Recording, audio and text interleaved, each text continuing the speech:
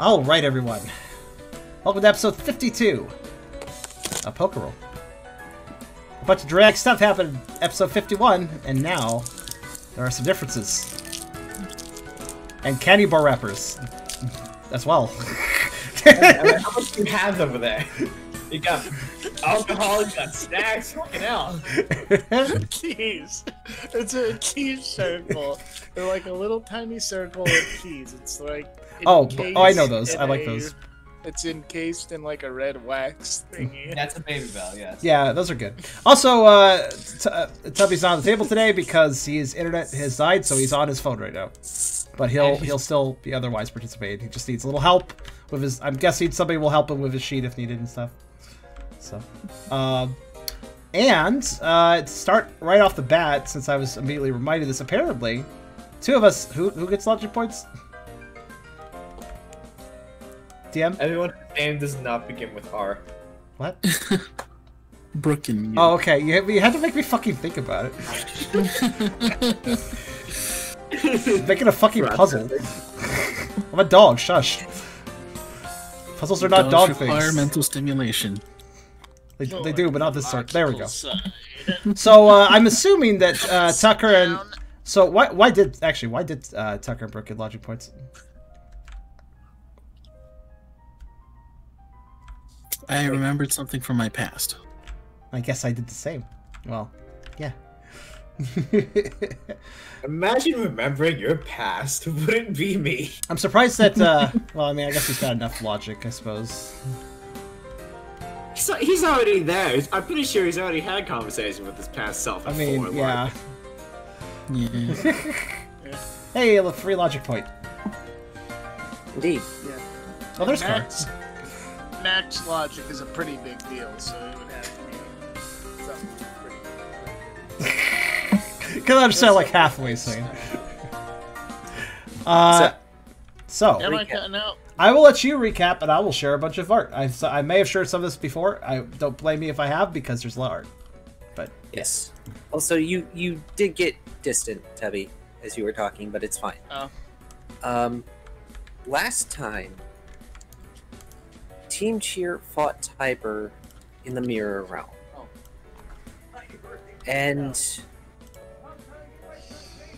as they fought Tiber, more and more it became apparent that Tiber was not always the monster that he is now.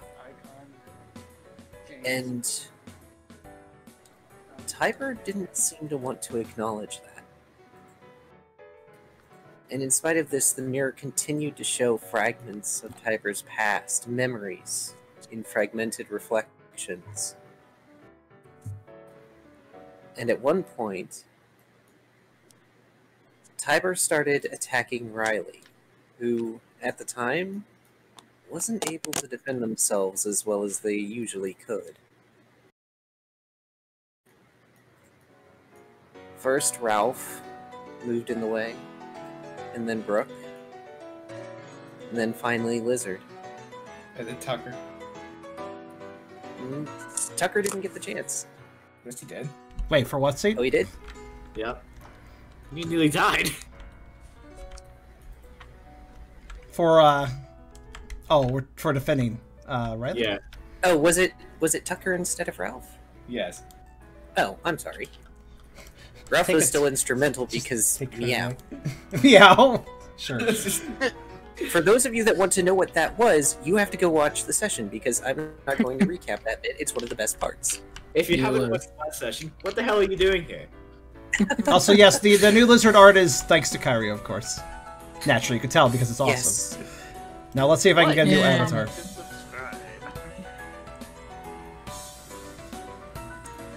But, the gift that Lizard had received previously from that mysterious silver being shone bright. And Lizard evolved. They have become a vessel, and their aspect awakened. Resurgence. And as the flames of resurgence wafted over the arena, Tiber's influence waned. Everyone recovered. A second win. And as they fought on, Tiber grew more desperate. He didn't want to lose. He felt he couldn't afford to lose. But in the end, he didn't have a choice.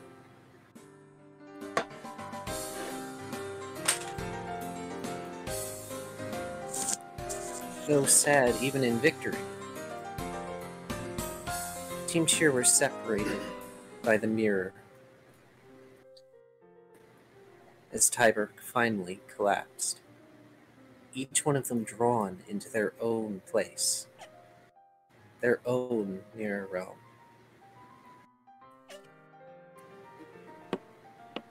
Riley was left with Tiber,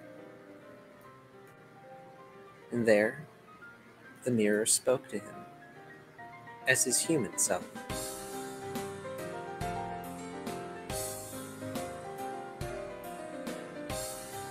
There came the own internalized realization. They would be better than Tiber had been. They wouldn't be the same as he had become. And Tiber, for his part, acknowledged Riley's victory. Though what this entails, we'll have to see.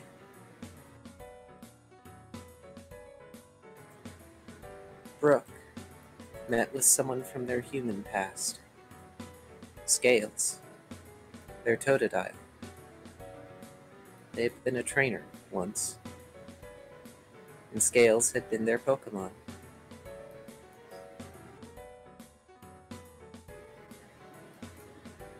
A tearful, heart-wrenching reunion. But one where Brooke decided that they were ready for the next step. When they awakened outside the mirror, they had evolved. No longer a Totodile, but instead a Crocodile. In Ralph's mirror, he saw himself. A dreary, monochrome world in a dreary, monochrome office.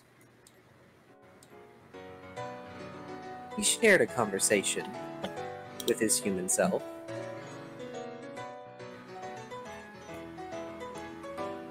And he decided he's happy as he is now. But acknowledged that maybe in the future, he might need to evolve. As he left, his human self made note that they wanted to grasp all the possibilities so that they can make the choices,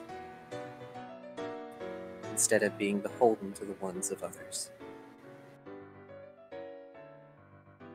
And finally, Tucker. Unlike the others, Tucker found himself before a great hound, whose fur trailed off in dark tendrils, each leading to a star, a point of light, connection. And connection told Tucker the path goes both ways. That to deny walking the path is stagnation, and stagnation is death. Each point of light was a possibility, a memory, past and present.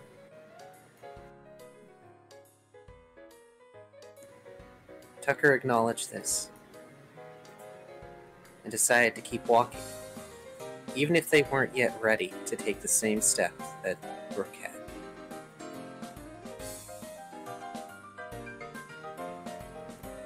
And now, where we left off, outside the mirrors, everyone is in the cave. Komodo is slumped off against a wall, looking worse for wear, being tended to by Hakamoto and Prince Steel. Blizzard, still in their evolved state, possibly permanently, hopefully, looking after Riley as they've come out of their mirror, still not quite there, despite having defeated Tiber. And in fact, the only one who's really changed besides Lizard is Brooke, whom no one has seen as a crocodile yet.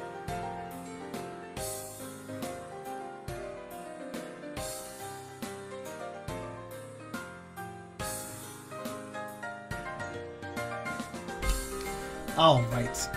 Before we fully begin, I have a few little loose ends I just need to tie up. First off, I wanted to ask Kyrio, I just replaced one of your images. Would you like the other one replaced with, like, the sitting down Brook Crocodile or something else? Sure. I figured that would be a good one. Also, Yeah. since we don't have any other colored ones. So, there. Yeah, I need to color a group picture or something like that. So we can put that where that is. Well, I can understand waiting on that, too, considering I don't know who's going to win at this point next. But, This is one of the old ones. Yeah, I don't know. I like this one. And, It's a nice one. it's nice. It's chill compared to the other ones, so. Now, we do have some group art, actually, of course, that you also did, which I'll go over here. And Yes. for anybody who missed this at all, this is the human forms of everyone that everyone in some way, shape, or form met in their... Oh yeah, Brooke used to be a girl. That's a plot twist that nobody saw coming. Totally. I didn't even see it coming. There's also a variation of the lizard image, which is this, because swords. I just thought he'd look better with a sword. I mean, swords are good. We're gonna have to get him one sometime. One day. We got, I don't really know what's going on here, but we have this one, which, still trying to figure this one out, but... This is Karsus was bored at work, the picture. What's that? Karsus was bored at work, the picture. That's literally every doodle I do on lined paper, okay? Fair enough. But that's Brooke's interaction to... What's the term for him? I know Tucker's is connection. But I forgot the others. I believe Brooke is augmentation. Augmentation. Trial of elimination, really. And one of you is that word that starts with A that I don't actually know what it means. Because I don't know, I don't use that word. Anathema. That's it, Yeah. anathema. Can't even say it. Though I don't think anathema is quite what you think it is. I don't think it's anything because I don't know what the word means. So I have no baggage on that word. We also have the personification I forget. of connection here, which I really like this one. Needs a fucking haircut. No, it doesn't. They're fabulous. Aspects are weird. Yes, they Very Also, interesting. frontal view is harder than side view. This is fair. But you did good on this, I think. Yeah, they look pretty neat. Let's see, what else I got here? Just imagine in a Ghibli animation and it'd be great. Oh, yeah, Oh absolutely. my god. Oh, If goodness. we get to the point where we have a Studio Ghibli adaptation of this game, I doubt that'll ever happen. Okay, this isn't actually, like, directly Pokerole art, but I still want to share it because it's Kyrio art, and it was also a very kind gift between Kar and Kyrio to me. I mean, it's Pokerole art, technically. Yeah. But it's just, Thank you for that copy-paste definition, Beers. Very belated Christmas. It was ordered during Christmas, so that's fine. I mean, that helped me. I didn't know what the word meant, so I appreciate it, Beers. But also this Tucky. There was another group picture that I did too, if you want to show that. That's what I was actually going to end on, just to leave it up. The most important Yeah. group picture. It's cute. Because we're mocking Brooke. Indeed. Actually, what I'm going to do, I'm going to put this on the back side of it because it's cute. Then I'll put this on the front side. There we go. And... Present Tucker's new loading screen. What's that? Present Tucker's new loading screen. Just little bouncing loading letters. I love it. Also, I remember one of my first comments about this art was, hey, Lizard looks kind of like Saitama.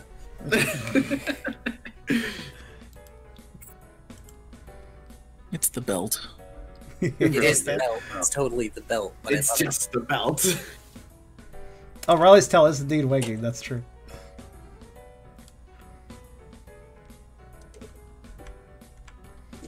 Brooke is feeling self-conscious. Oh. Gonna put you on a diet too, Buster Brown. Team bellies. It's getting there. And then Brooke is going to end up super ripped as a fur alligator. And they'll still lose an arm wrestle to Riley. Charm did it. I did Tucker redeem if you want to do that one picture. Okay. Let's see. Oh, sure. Oh my god. Merry Christmas! Wait, I'm late? Man, mail's pretty slow these days. Especially in Canada. Well, hopefully you guys received that care package I sent by the 29th, like I was told. No, it's not happening. Are you fucking serious? Yeah, see, I knew that was going to be You here. better hope it gets delivered straight to the door, because if it doesn't, I cannot go and get it, or I will be fined. What? Oh, wow. It's picking up a parcel is by no means an essential outing. I'm sorry. It's medication for my illness that will kill me in 2 days. Medicaid when it's a box of fucking cookies. Cookies are a medication for some. They're medication for the soul. You don't have to specify what they're medication for. Yes. Now then. I believe I should let you all have your first reactions before I do anything else. Okay. So how do we, I guess, exit the mirror? As a group? In different places? How does this work? So, Lizard and Riley are in front of one mirror. Lizard is actually the one who is booted out of the mirror first because they're already evolved. They can't evolve again. How with that attitude? They actually left differently than everyone else, too. Okay. Brooke is in front of their own mirror, as well as Ralph and Tucker. So each of you is in front of your own respective mirrors, except for Lizard and Riley, who are in front of the same one. And Hakamo is kind of beside that one and not looking good. Oh yeah, how's he doing? Sorry, Kamo. How are they doing?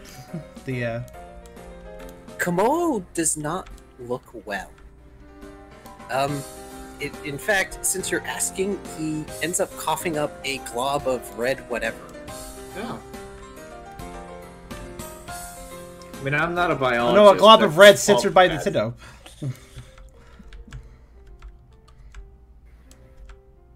Wait, wouldn't that make it green? Like Ocarina of Time?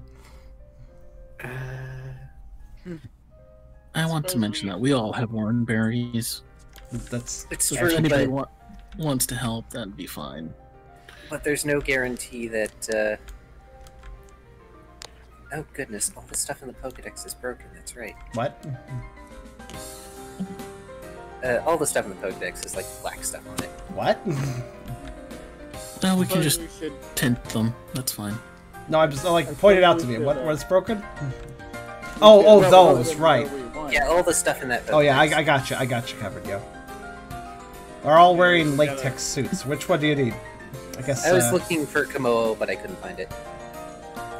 it should be here. It's fine. In any case, Left-hand side, near the bottom. oh, thank you. Yep.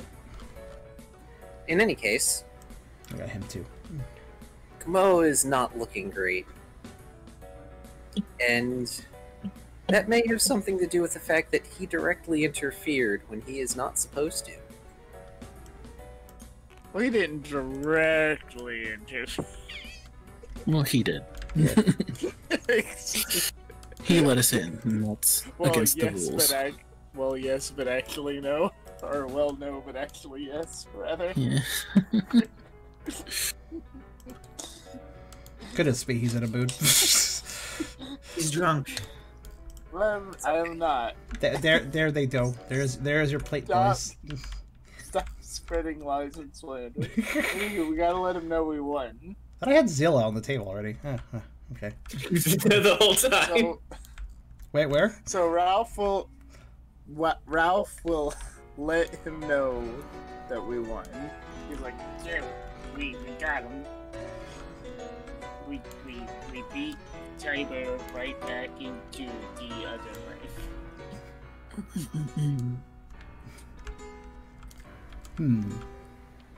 Also, talk a little closer to your mic or phone next time. Get you. Yes, could still hear you. Okay. It was just fainter. Yeah. Tucker, for his part, is actually a bit, it doesn't seem like he's immediately aware of his surroundings. He's kind of looking down and seems lost in thought for a bit before he finally does look up and assess the environment. Excellent. Now, do we see the others as we're coming out? Yes. Excellent. Ralph's gonna go right over and start ridding Brooke. Looks like you took 2 Brooks out of the mirror. I'm not the roundest one in the party anymore. Nope. To be fair, Tucker always did give me a run for my money. And Ralph will poke the crocodile Tome before saying, "Also, I'm sorry, I wasn't ready to evolve, so if you were kinda hoping to have a big, powerful Snorlax to, throw at people, and sorry, I just, wasn't quite there yet."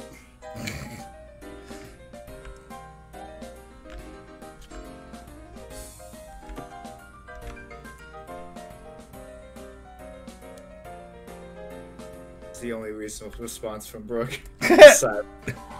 I'm typing something. I need to do that before I Oh, get that's into fair. character. That's totally fair. That is.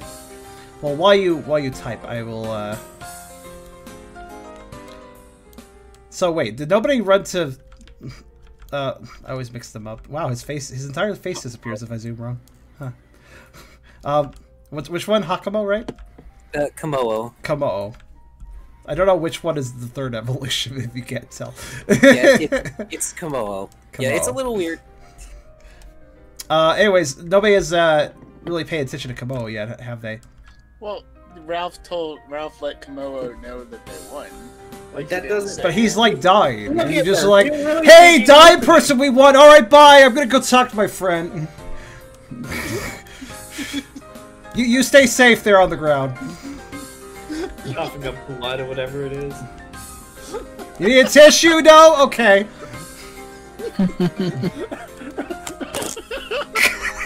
Either Komodo isn't responding to Ralph at the moment, or he just takes it as a matter of course the fact that you all have returned that you won. Tucker will widen his eyes as he considers first looking towards Riley and Lizard and just looking at both of them and hoping that one is okay and kind of looking at once again relieved. He didn't have really time to process during the battle that Lizard had evolved. But he then, I'll let you do your line in a second. Before Tucker then turns his head the other direction, because I'm assuming our placement is kind of similar to what we're on the table, and sees a crocodile he doesn't recognize, and yet kind of does, which makes him widen his eyes even more. He just kind of pauses and stares for a bit. What's that? I should have prepared a voice for this first, but I didn't. That's okay. Feel free. Hey, just figure it out as you go. Brooke rubs his head nervously as Ralph pokes him. Is it really that bad? He then grins. You've got plenty of punch as it is. I'm sure we'll be fine. He pauses a moment and tries to clear his throat. Is that my voice? I see what you're going for. Basically, Brooke, but deeper. I think that's a good way of doing it. Oh yeah, that's you. I mean, I know the feeling. I don't like the sound of my voice either, especially when I first became Calamaistr. Like, I had a vague recollection of what I sounded like before. Anywho, I'm rambling. We should go make sure that guy's okay. As he like motions over to the large Pokemon on the floor. Oh, now you care.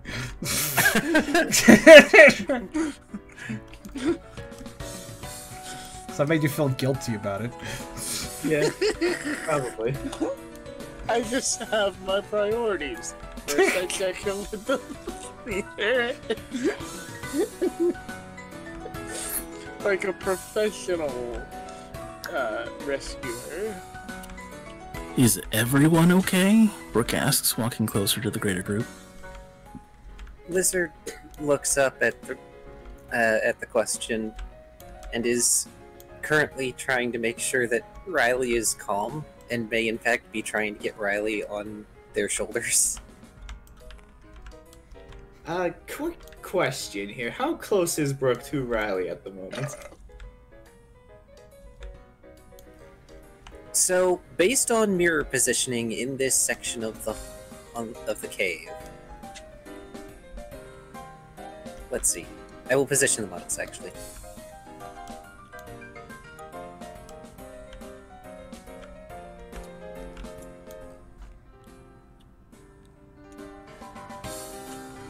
Tucker was initially the furthest away. Okay.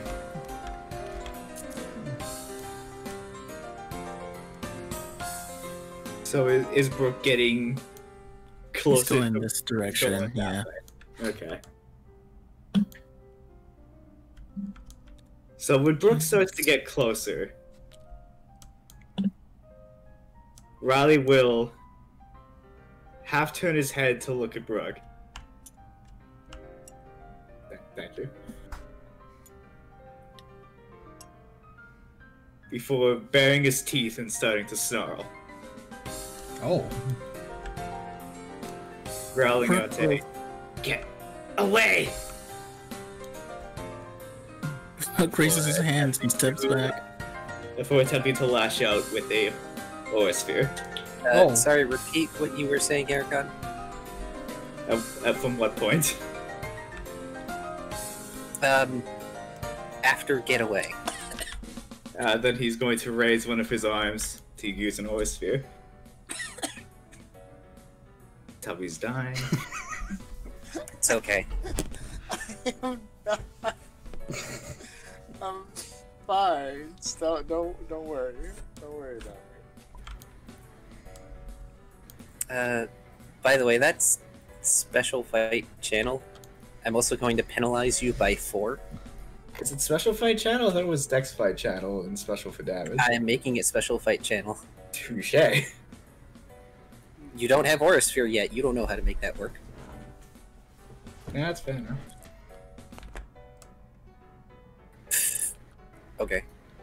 Go ahead and say your thing, Brooke. Whoa, hey, Brooke says, holding his hands up. Relax, it's just me. It's Brooke. Lizard moves, and as Riley attempts to fire off an Aura Sphere, which really doesn't go that well, you end up with a little, like, bead of a Aura ball, and it doesn't go that far. Before it just sort of fizzles out. Lizard hugs around Riley, pulling him closer. Hey, it's okay. It's okay. They're friends.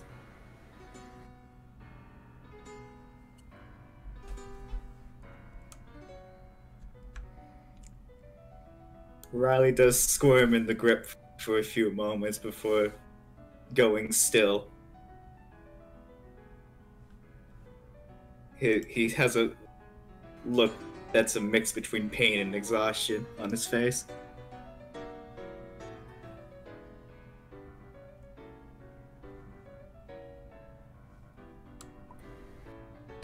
Hey, Riley, you remember us, right? Brooke grins. Riley snarls at Brooke again. So, did you two switch roles? So now, Lizard is the master and Riley's the pet? Or what? Yeah, this is the perfect time for that question. Lizard gives Ralph the angriest look right now, and just scoops up Riley and holds them close. So that's kind of sort of. Okay, I get it now. During all this, Tucker just seems to be assessing things before he kind of slowly pads forward, showing a bit of apprehension towards Brooke as well, but he has at least understood who that is now, this Crocodile. He's not angry or aggressive like Riley is, but, well, it just seems like he's a bit overwhelmed right now. Still, after pausing for a second, he actually approaches Riley. Is Riley being completely held up right now? Yes, Riley is being held by Lizard right now. Can Tucker still reach Riley, like with a paw?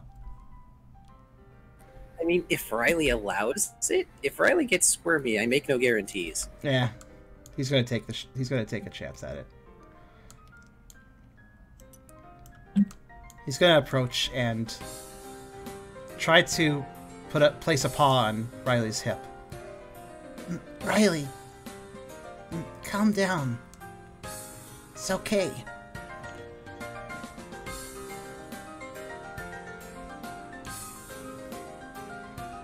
Riley watches Tucker, but doesn't seem to make any other response. Somewhat expecting this, Tucker kind of nods to himself. And we'll use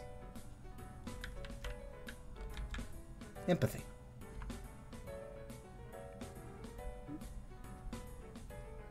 Trying to connect with Riley and calm him down directly.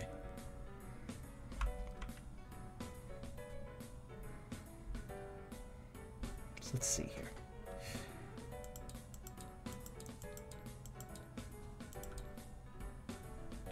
When did I get a point of that kid? I guess I just forgot. I believe you got it specifically because of empathy. Probably. So, Riley, what is it that Tucker gleans from that?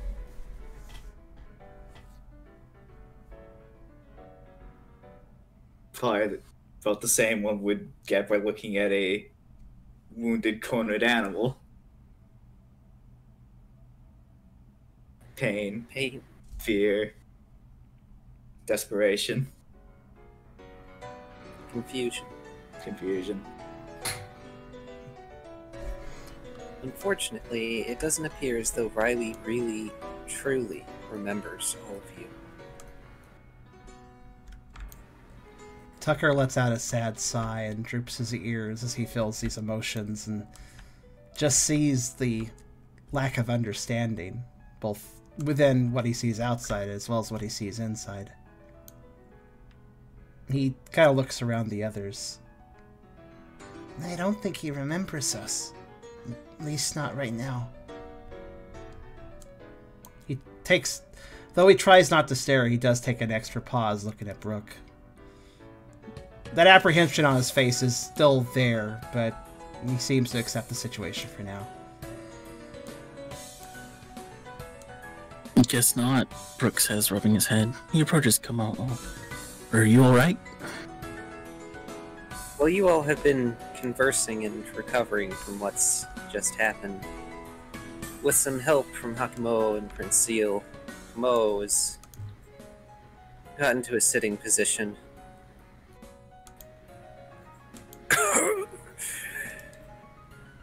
I will live. Though it seems you all were successful, of which I am grateful. Perhaps you brought some modicum of peace to my old friend. He coughs out another glob of blood. It almost looks as though his scales are streaked with rust. If you fear for the toll I have taken, worry not. I may not be at my best for a while, but it was worth it.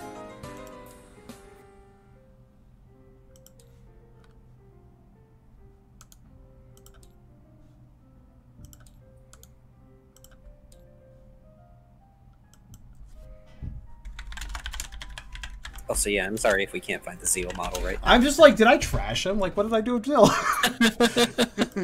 Finally where he belongs. Oh, there he I was is. about to say, like, you didn't put him where he belongs, did you? I found. there we go. I'm sure Zill's doing everything he can to help the situation too. So it's best I get him in the scene. Him being elsewhere is probably the best thing to do for the situation. Yeah, Zeal's like, Zeal pulled the magic conch. Magic conch, what is the best thing I can do? Run away from the cave. How far? Yes. Tucker will take the initiative. Oh. I didn't actually mean to send that yet. Oh, okay. Well, that's a good line. It tandems well what I was going to do. So Tucker walks over to Kamo and whether or not you're going to recover, you should definitely have these. And he just goes ahead and gives both of his Oran berries.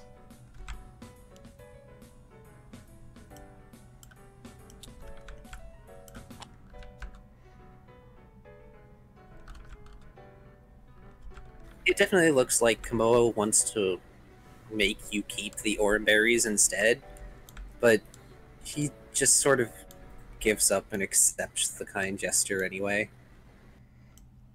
Good, because Tucker has quite the determined look on his face and would not take no. Even from a big Pokemon like him.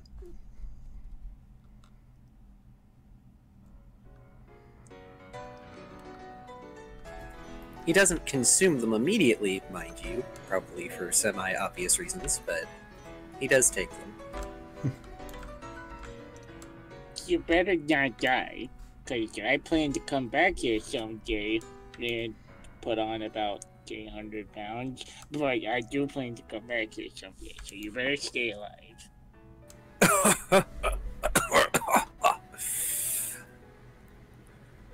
If you're worried about me dying, I'm afraid that is not in the cards.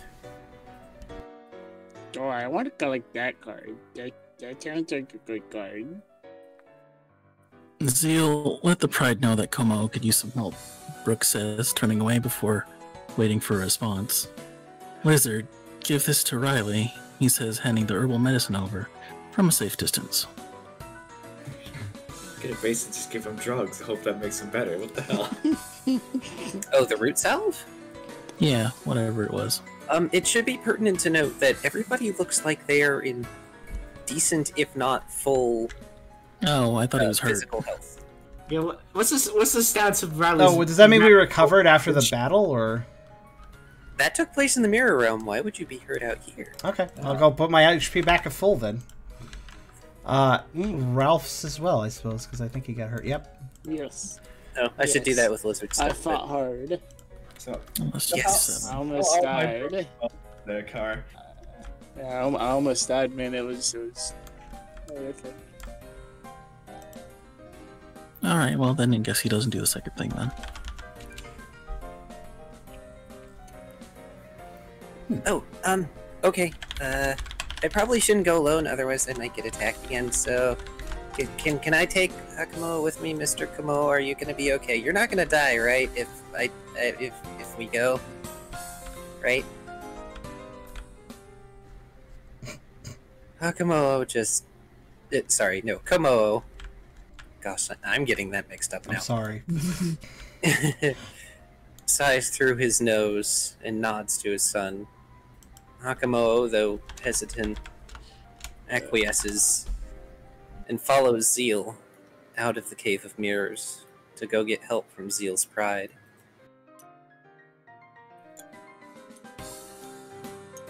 Ralph will whisper to Brooke, Yo, how much longer are we gonna babysit this guy? I feel like it's been longer than we agreed. It's been like a week and a half.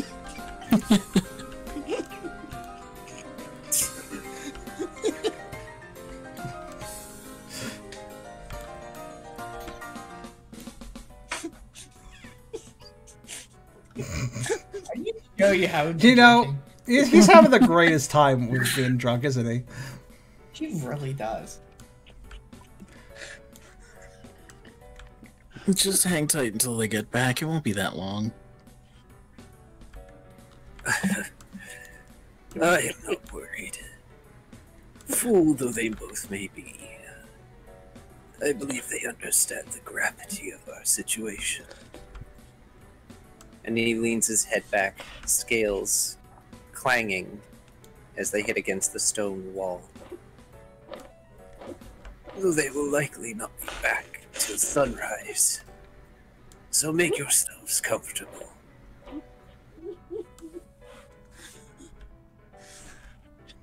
Someone's got the giggles. So does he got like real furniture to be comfortable on? Speaking of which, can we move him to somewhere more comfortable? Does he have a bed? So He's a You big guys- lad. you guys mildly explored the cave the last time you were here. There is side areas. There's definitely an area that looks like it's sort of a quote-unquote kitchen, though they seem to mostly eat like moss and various other things in here. No, we can't stay here too long. I'll starve. You could eat rocks. You could try that. But I don't You don't have think to eat anything for like months. You'll be fine. No, I won't. I do believe you guys were given a I bunch love of it. rations, though. I think so. Get some food. Oh yeah. There we go. Um, So Ralph won't starve. He's got to fulfill his natural instinct to munch. On that wavelength, actually, I do feel it's topical to mention. Riley's looking significantly. Oh, it looks like he has a significantly healthier weight than last time you saw him. Huh. Yes. Yes, because Tiber knows how to eat. Tucker will, realizing that they have some time, Tucker will kind of walk past Lizard and Riley and just kind of double check on him, being sort of concerned, obviously, that Riley doesn't remember anything before he finally approaches Brooke directly and just kind of plainly asks, "Are you all you?"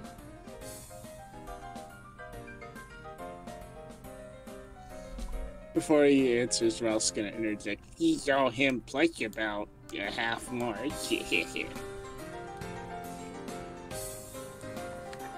Oh, goodness. Christ almighty. It is noted, too, that Tucker does seem knowledgeable. It seems like Tucker almost expected Lizard's development, but not so much Brooks.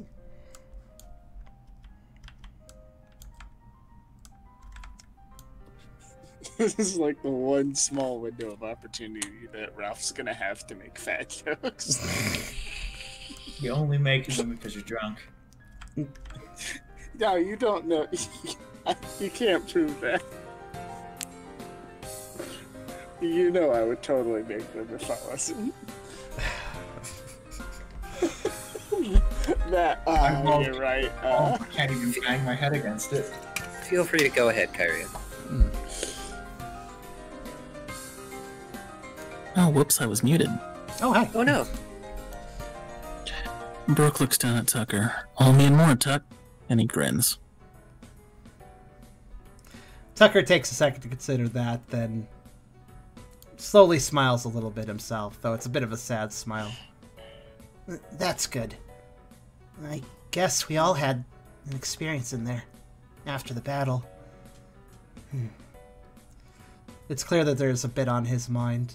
Probably, if one's perceptive enough to see it, more than he had ever before since waking up here.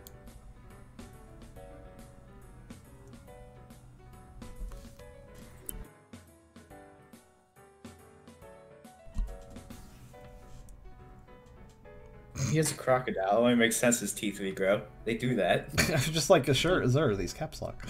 It's like, what?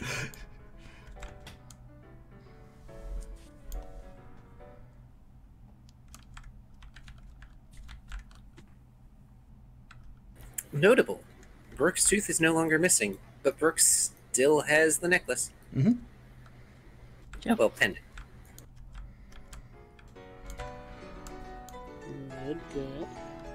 So what we need to do is we need to punch all of his teeth out before we go into his next evolution trial, so we just have a whole bunch of spare teeth.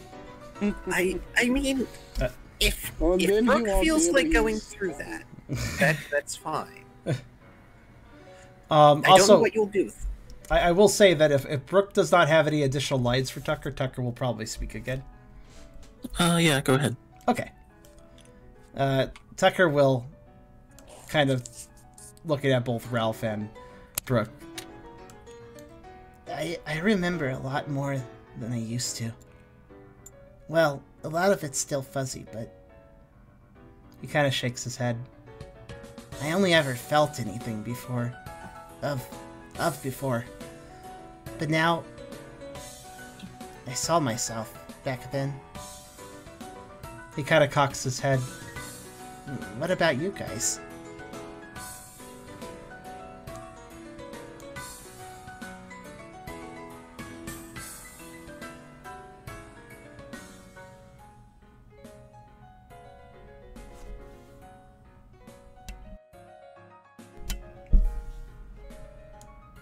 Sip some water aggressively. Sorry for the delay. Good idea, honestly. I saw me too. You know, I was just human. I was actually pretty skinny. Like not just the healthy kind. Tucker looks in a slight bit of disbelief at that statement.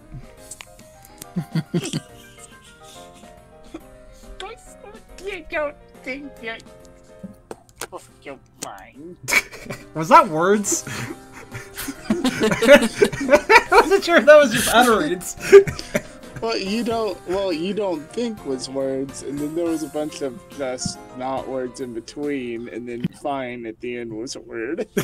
Okay. Very descriptive, Ralph, thank you. He's flustered at being the fatty.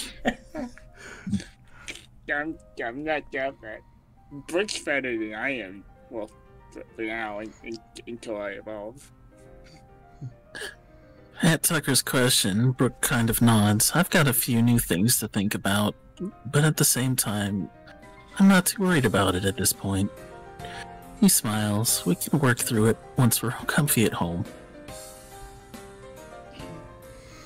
Tucker nods to the statement, maybe not completely feeling it. It's clear there's a number of concerns on the pup's mind, but he does speak one, looking sideways to Lizard as... Actually, what's Lizard and Riley doing right now? What's Lizard doing with Riley? Unless Riley has done something, Lizard has probably hoisted Riley onto their shoulders in order to make it easier to carry them. Riley is not squirming, but that's mostly because everything hurts. Is Riley more accepting of Lizard than the others? Despite his lack of memory. Correct. Okay, I intuited that. Well, Tucker will kind of give a side glance to Lizard before mentioning to Ralph and Brooke. I guess I'm just surprised, He says directly to Brooke. I kind of understand why Lizard evolved, but I'm surprised you're the only one that did besides him.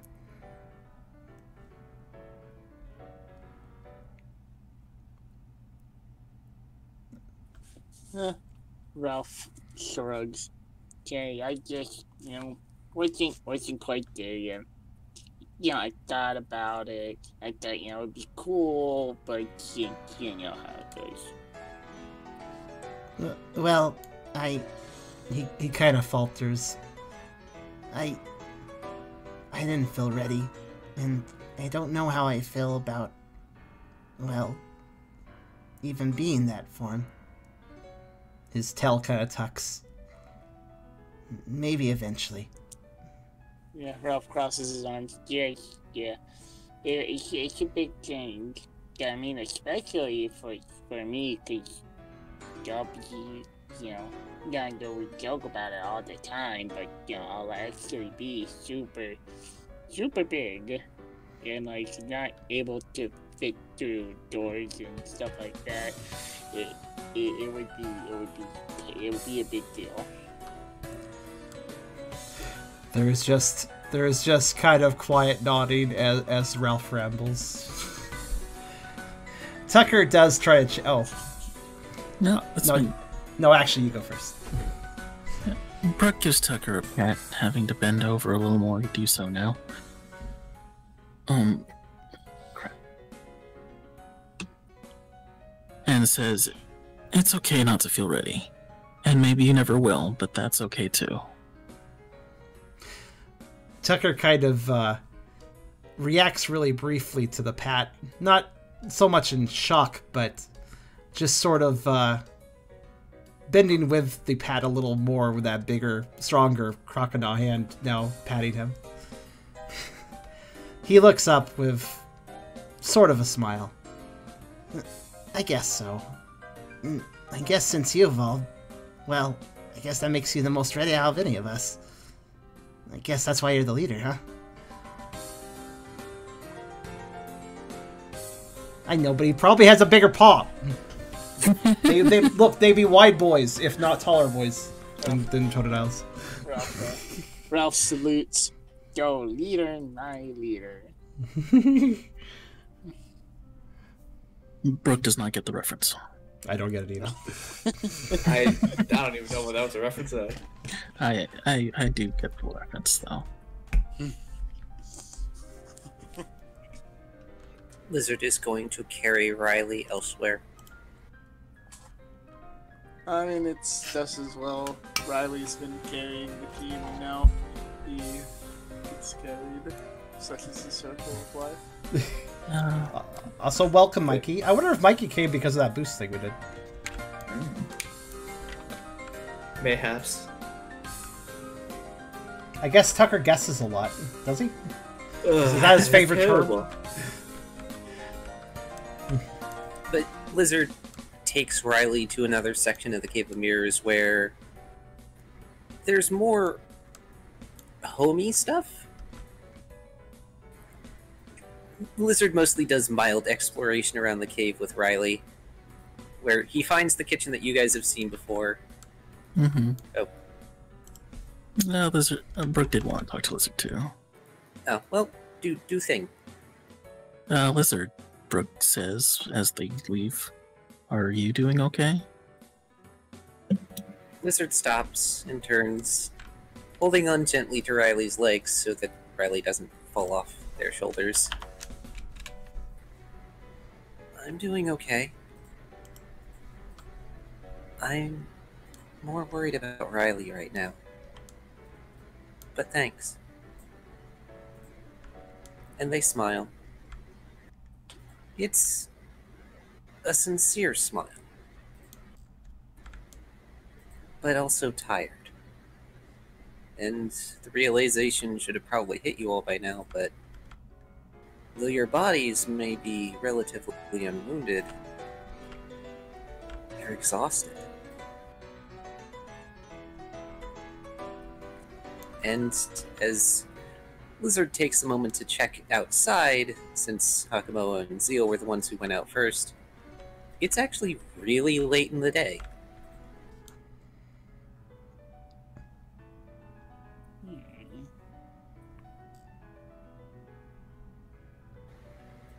How long were we in there? Longer than you think, but not as long as you'll probably guess. 50 minutes. 6 hours. No, 6 hours and 42 minutes. We left around noonish, I want to say. Got here in the afternoon sometime, so maybe 2 or 3 hours.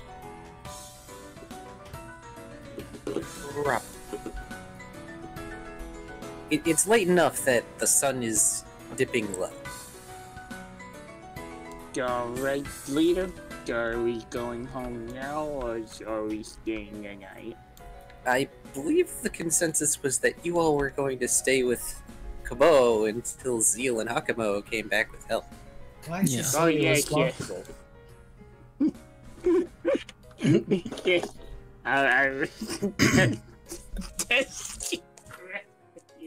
Clearly, Ralph learned amnesia. Yes. I think he might have hit his head when we weren't looking. Some people were petitioning that my idea that his past self gave him an actual bottle of scotch to be canon be a thing, so... Honestly, can we do that? It's the only thing that makes sense at this point. His brain has received brain scotch. There. He's mentally inebriated. The only things he drank the scotch is all a placebo. I mean, that sounds like Ralph remembering his old life in a nutshell. Wow. Yeah, unfortunately, that sounds about right. Great forgot. Sorry. Well, there's no use waiting on an empty stomach. Ralph's gonna start eating his ration. Yeah, we'll be fine. Brooke nods at Lizard. Take care of him for me, okay? He yawns and settles down against a wall. Let's just get some rest while we wait.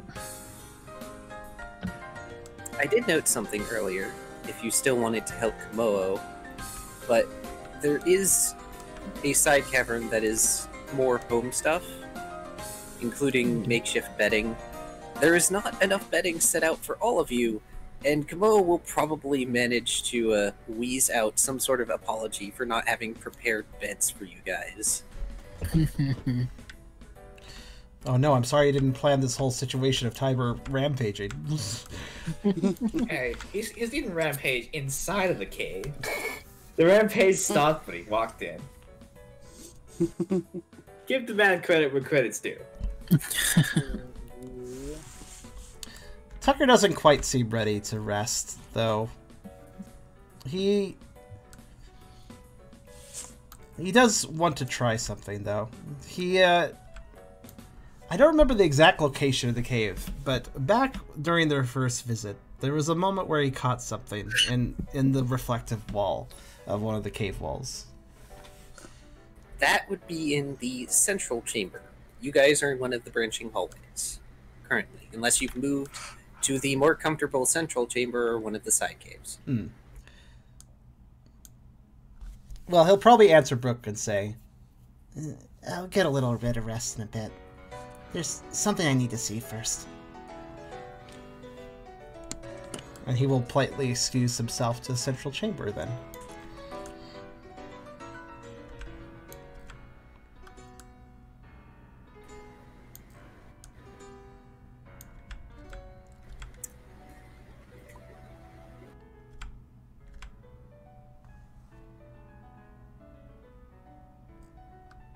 Go ahead.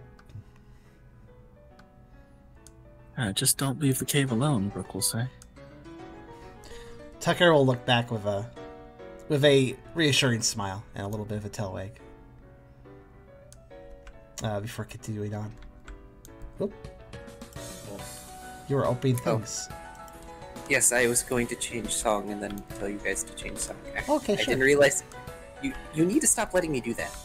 Oh no, it just I did not let you do that actually, but it still gives me the notification of do you want to let them do that? Don't worry, I said no, so Okay. just let me know what to turn on, I suppose.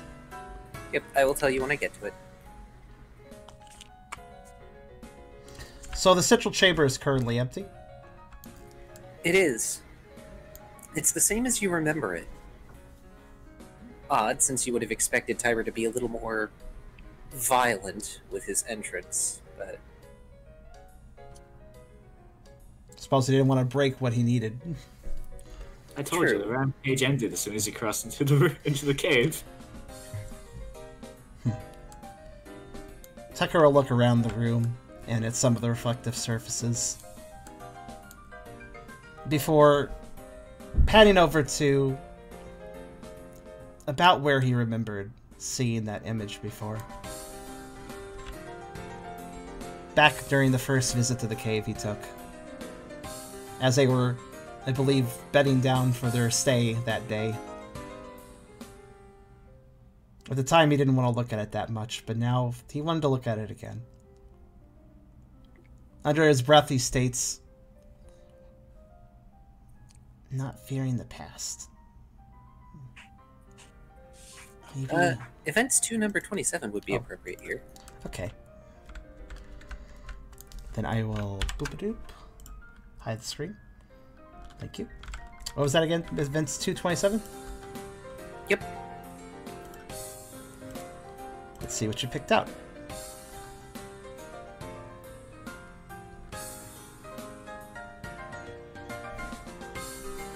It's down at the bottom. Yeah. Oh, okay.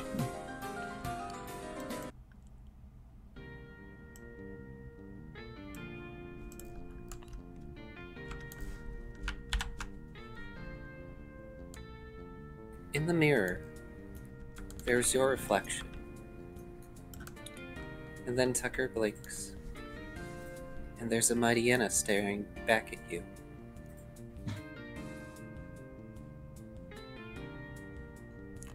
It's not the same as what you witnessed. It's not like connection. There's no tendrils of shadow trailing into starlight. No eyes filled with nebulas. It's just a Mightyena. It's familiar and strange, all at the same time.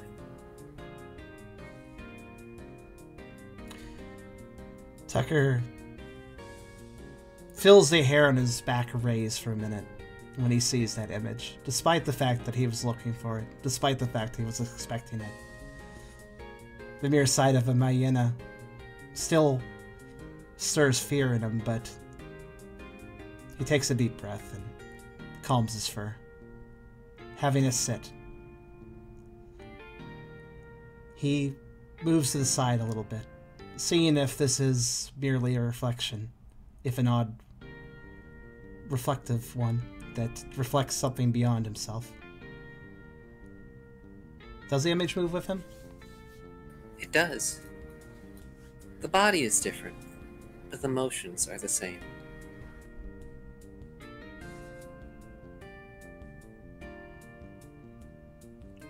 Perhaps knowing that it's unlikely to have any sort of effect, he nonetheless feels like speaking to this reflection. So that's who I could be, huh? You.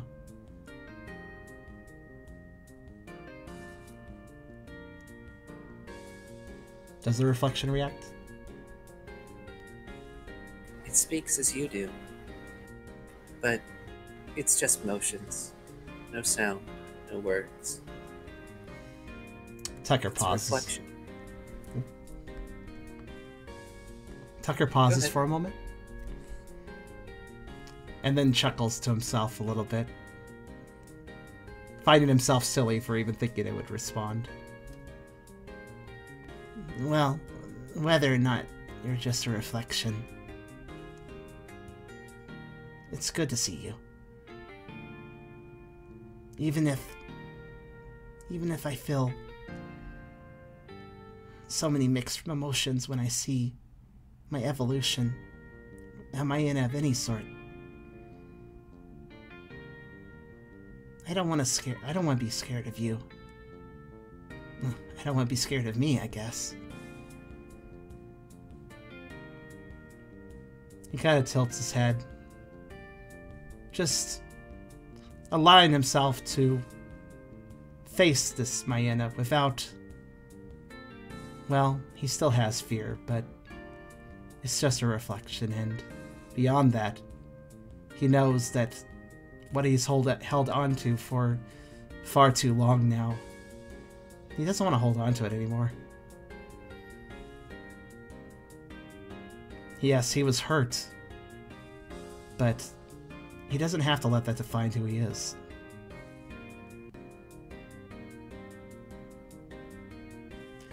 He feels just a bit lighter as he contemplates this and allows himself to simply stare at a Mightyena without feeling like he needs to run, without feeling like he has something terrible in front of him. After a while, he just feels like smiling. and he stands, stepping to the side and doing a little circle as he watches and looks over this potential form of his in the mirror. As Tucker is doing this, around the time Tucker does the little walk around, Lizard approaches. They've taken Riley from their shoulders and resumed just sort of holding the aura puppy. You doing okay, Tucker? Lizard's voice is different. It's not squeaky or trembling as it used to be. There's a confidence, smoothness behind it. They're showing genuine concern for you. Tucker was so entranced with his own future image that he didn't even notice Lizard approach. And he turns his head in a little bit of surprise as he's asked that question. Oh, He looks back to the mirror. Is the image still there? It's not. It's just you again. And in the reflection is also Lizard and Riley. But there's something different. On Lizard's chest, where there aren't any other markings, there's a shimmering outline of a flower.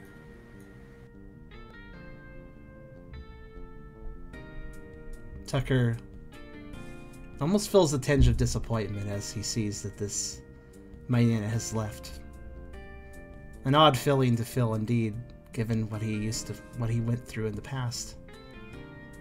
But as he averts his eyes a little bit and sees that mysterious flower, he gives that thought and pause for a second before turning to face Lizard to see, was it there as well?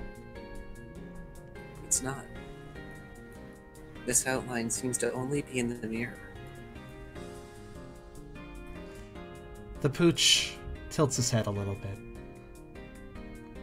He's not quite sure what that means, but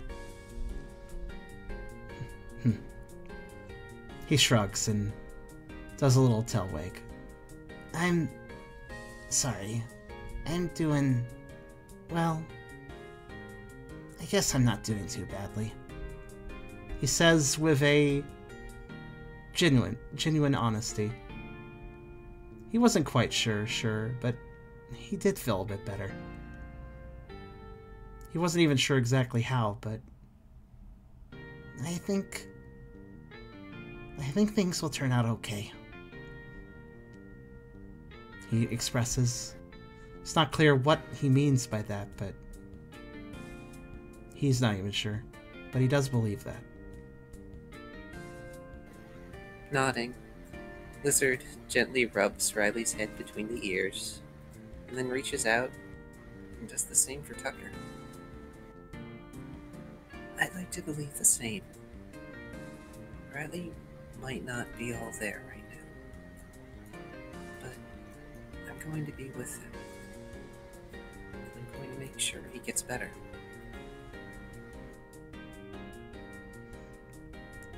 Tucker does nuzzle into that pet. He's still kind of thrown off by the size of Lizard now, but he's at the same time very thankful that Riley has someone close to him, very close to him, that can take care of him now. If you need help with Riley, I'm always willing to offer my help. I can reach in with my Dark Pulse, if need be. So... I don't think it's your Dark Pulse, Tucker. That probably helps, but I think it's you. Any Dark type can learn a Dark Pulse. You're just using it for something that isn't hurting other Pokemon. It's very you. And I like the feeling of using my fire to do something other than burn.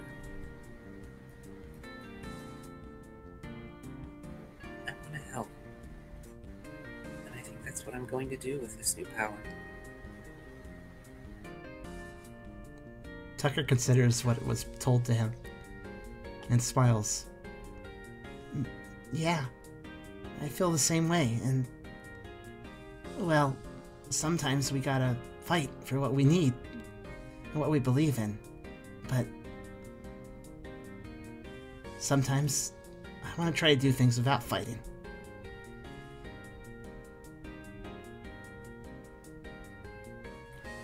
Lizard nods and looks down at Riley.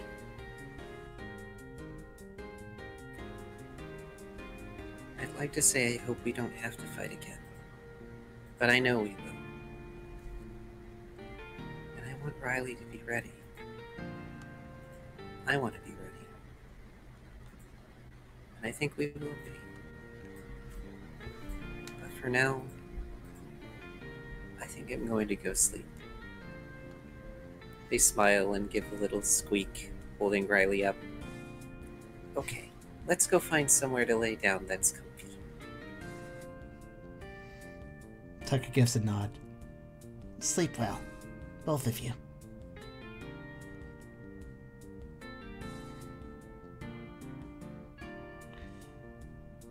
As the two leave, Tucker just kind of looks at Lizard's back and thinks about that flower. It did seem familiar, but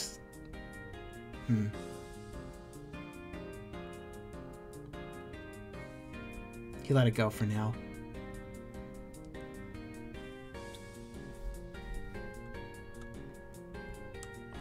He looks back in the mirror one last time. Of course, it's probably just him again. The current him. But still, he gives himself a smile before he heads back to the main room with everyone else.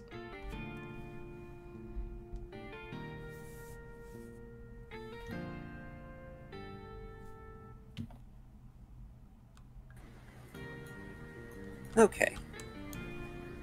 Are Brooke and Ralph doing anything particular before they go to rest? Oh, Brooke already found a comfy seat against the wall, apparently. Oh yeah, it's very comfy. I'm just double checking.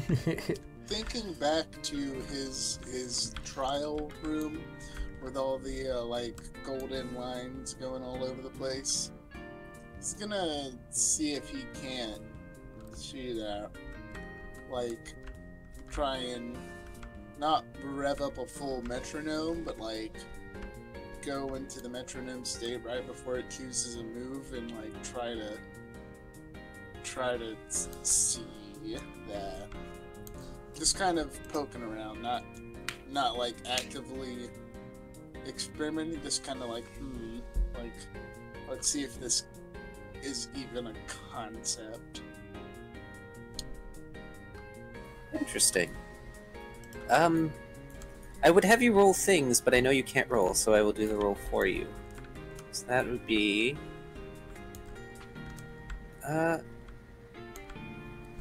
Insight, Smart...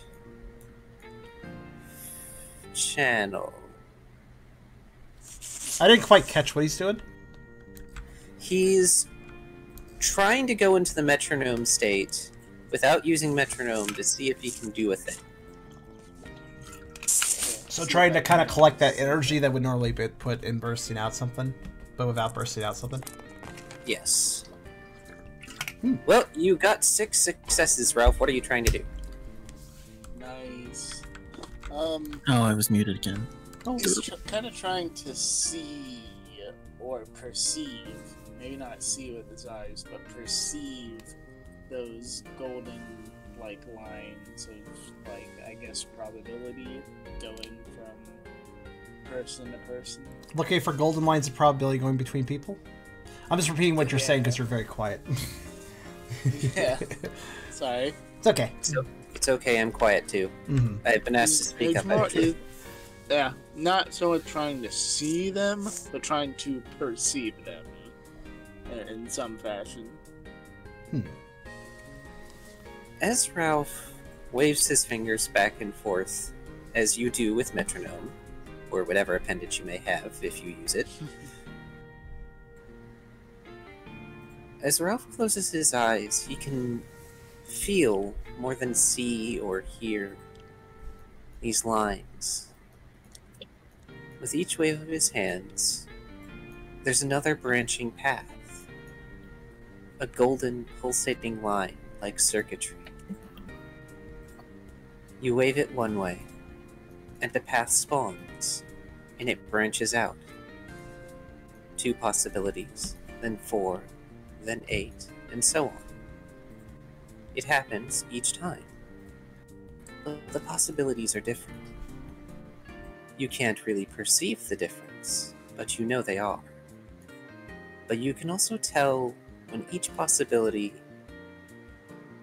is of a particular type.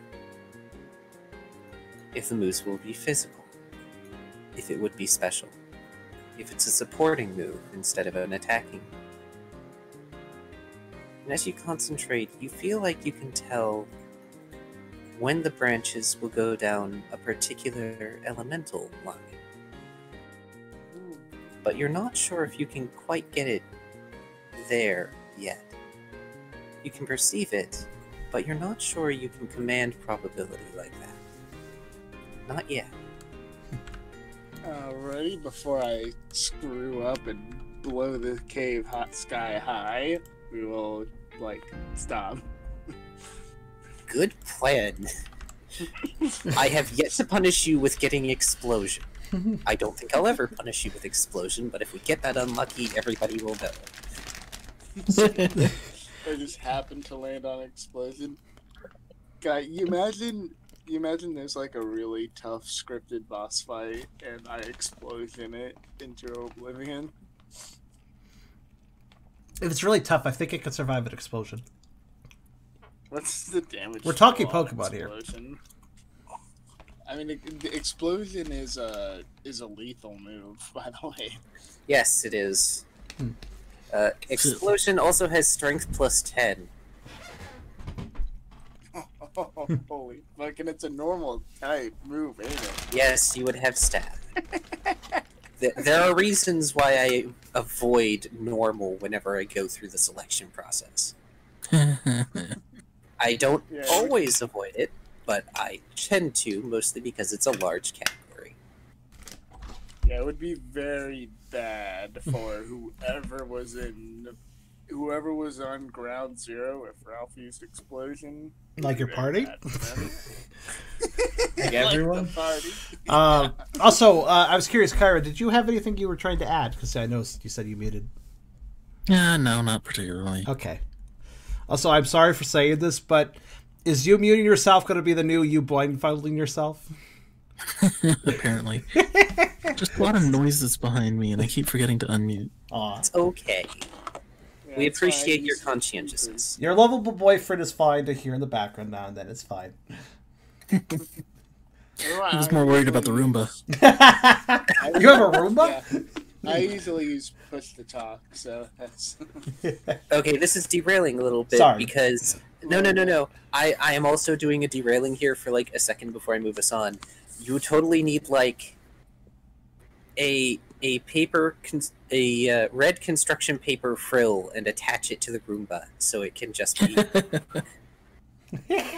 A Brook Roomba. You could totally give it teeth too. Anyway. So, you all settle in for the night. And I need to find a good sleeping music thing. Ooh, do we do one of Jigglypuff's songs? I'm just going to there we remark go. that Tucker will probably lay next to Brooke and maybe rest his head against his belly. Events to number 10. Okay. Which is our sleep song. Sorry, normal sleep song. All right. Let's see. So if I recall correctly, Brooke just kind of slumped against the wall, so... Yeah, that's about right. Yes. There we go. Each of you finds your own place to rest. Kamo has been safely brought to their bed. You all have had rations for dinner, if you've chosen to eat. Lizard is curled up in the quote-unquote kitchen-side cave, curled around Riley, being protective, and warm. Warm. Yes, they're warm. Tucker, nestling in with Brooke, who's found a nice wall to lay against. It's a wall, it's not necessarily that comfy. You feel like you would be comfier if you had, like, a pool to sleep in. Tucker doesn't mind. He's got his floof and also a brook, so it's fine. It just seems like tired to care. It just seems the pup wants a little bit of, I don't know, closeness after a day like they had.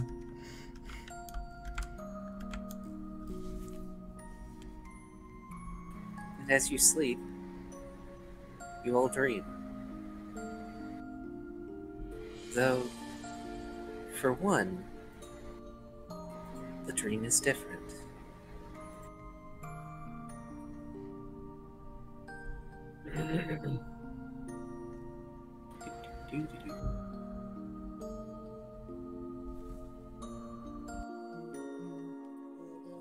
Waiting in anticipation.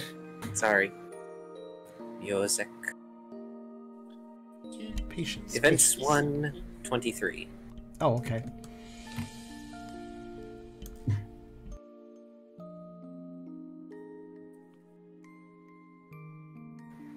Brooke. Yeah. In your dream, you find yourself in the dark. You feel currents around you. As you try to breathe air, you breathe water. The crushing pressure of the ocean above you, and the bleak oceanic shelf below.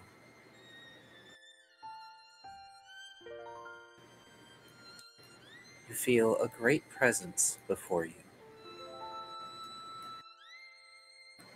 And your body feels a tenseness. And yes, that is correct, Charm. Thank you.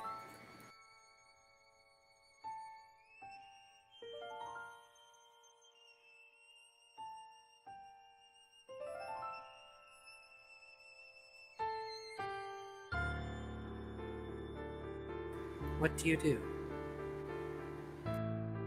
Well,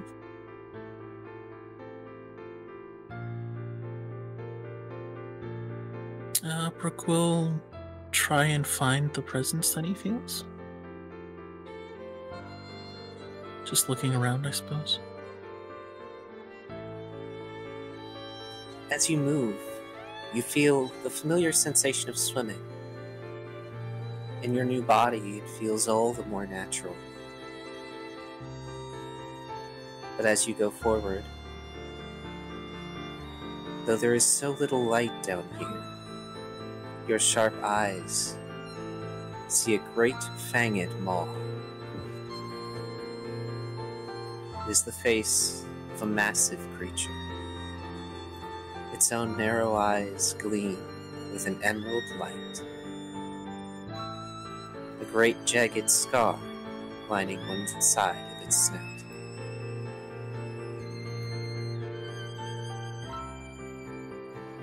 It is ours to exalt the potential of others. We are the magnifier. Will you cast yourself beyond the edge into the abyss of your own glory? Shall you surpass the pressure, or drown as your predecessors have beneath your ideals? Its maw does not move, but the great reverberating voice sounds in your mind. You can feel the pulling currents as it moves, falling back out of your vision and down. And as you move to watch it, it falls deeper and deeper into an aphotic abyss. And you could swear that you can see others. The barest fragmented outlines of other Pokémon. They are not you. They are drowned. The ones that have succumbed to this abyssal pressure. And just before wakefulness tears you from this dream, dragging you backward from the edge with all speed, you see a familiar floral shape. One with hollow eyes that just barely turns and acknowledges you.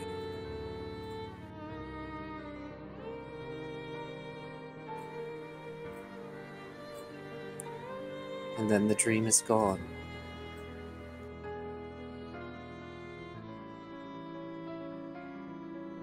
And you are left, awake, far before any of the others.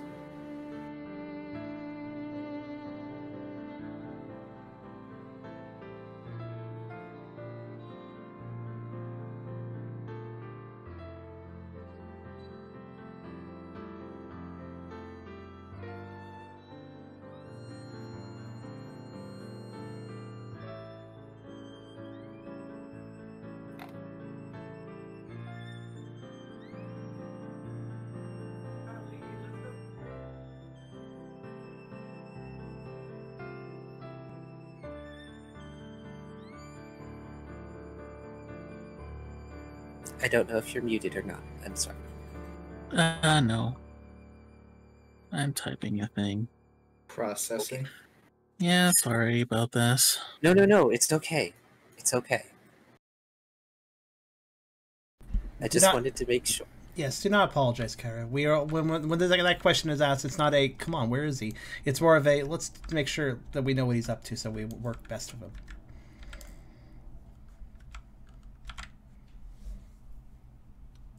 So never worry. I'm glad you like that song. It's Identity. Though, look at the YouTube video later to find the full song title and such and author, so you can look it up yourself if you want. Also, Josh, thank you.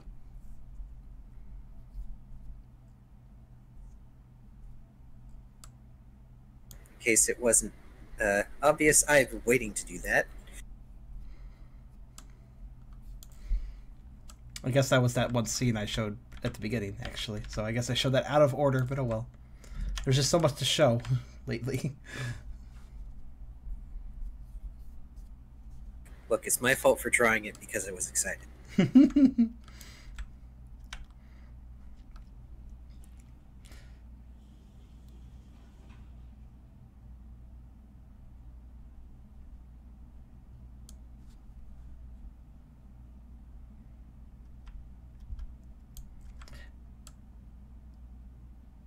I'm just leaving the music off because the song actually ended at just the right moment with that dream ending, so it felt better that way.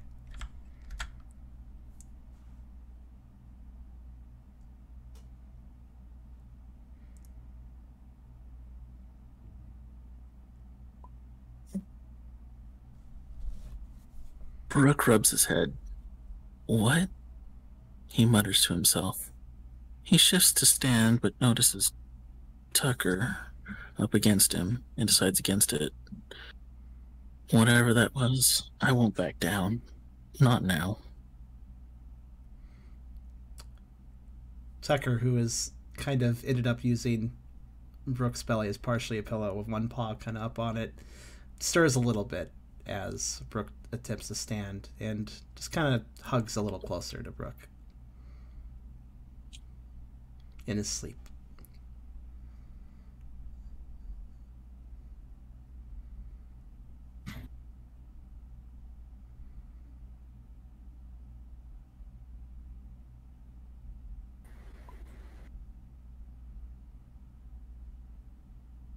Brooke rests a paw against Tucker and simply waits for everyone else to wake up.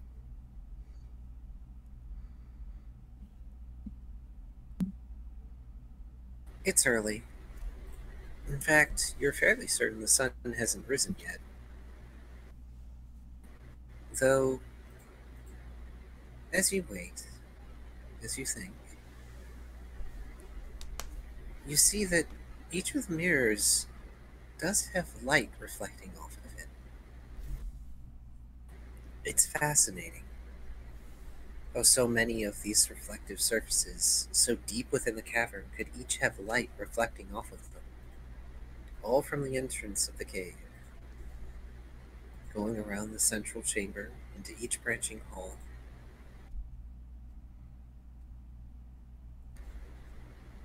It's something to keep your mind on. In fact, Brooke is the first one to know when Hakamo'o and Zeal have returned. The sound of several of Zeal's pride coming in, helping to wake the rest of you. Blizzard makes a point when they finally realize that strange new Pokemon, quote-unquote, have arrived to hold on to Riley and sort of scoot out of the way so Riley doesn't do something. It's probably smart. That is. So a whole bunch of lionesses have come.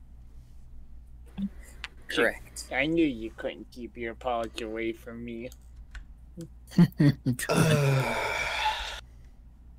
Just because I feel silly, I'm going to do something. Brooke, call odd or even. I'm going to roll one die for something. Even. Okay, so if it's even, it happens. All right, let's see. Rolls a 1. Unfortunately, Tucker may have drooled a little bit on Brooke when he slept. Gross. Oh. That's fine. The dog slept well, though. I'm not bothered by a little water. Also, for those not getting the reference, you haven't lived with enough dogs to see how some of them sleep. It's fine. Even I drool on my pillow sometimes. Actually, I do too. But the lionesses mostly ignore Ralph. Oh dear. Oh. Oh. Who died? Sad. Oh. It didn't take that very well. Lioness mostly ignore Ralph rage quit. Ignored. Most of the lionesses ignore Ralph, except for the one that Ralph interacted with previously, and she's just going to give Ralph a look. Uh-oh. Because she has dealt with Ralph previously. Oh no, some of them probably dealt What with... sort of look? The deadpan look. Wait, if it's the one that dealt with Ralph, it's probably the one that was there for that fight. Yes. The one that I sent flying across the... Yet she may or may not have a battle scar from that. Oof. Yeah, the one I taught her fly. Yes. And she just vehemently defends, no, I got that while fighting a bravery. No. I mean, to be fair, hammer throw is one heck of a drug. She moves over. Like her, I can imagine her comes. So, how'd you get that cool scar? Yeah, fighting a mighty Inna, of course. Wonderful. No, she comes over, looks at Ralph. Fine, I'll humor you. And just boof. Pyro her paw to the face and then leaves immediately.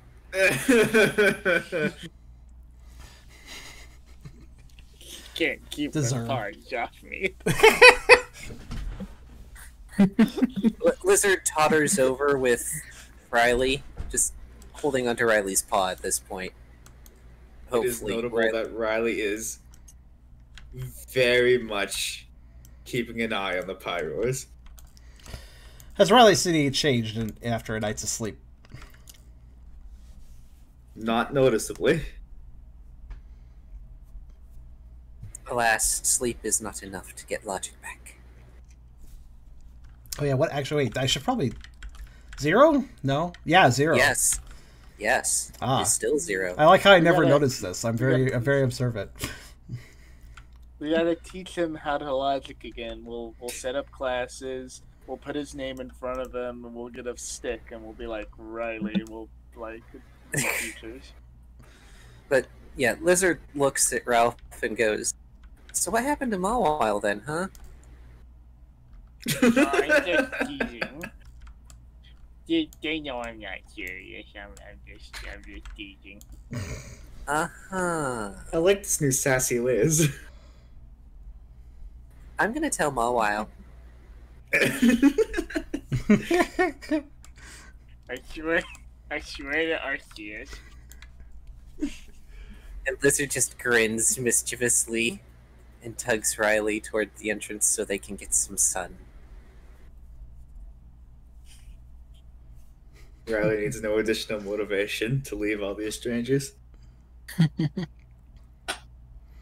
But it seems that Hakamo is being as well cared for as can be, especially considering it's all by quadrupeds except by his son.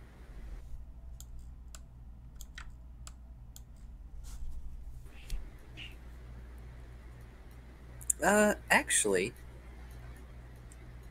Oh, right, Ralph can't roll. Damn it. What are you having, Neural? I will just have Ralph, Brooke, and Tucker roll their perception. So this would be... I will roll for Ralph, because it's Insight Survival Alert, so you have 6 dice. Perceptions. Wait, what is it again?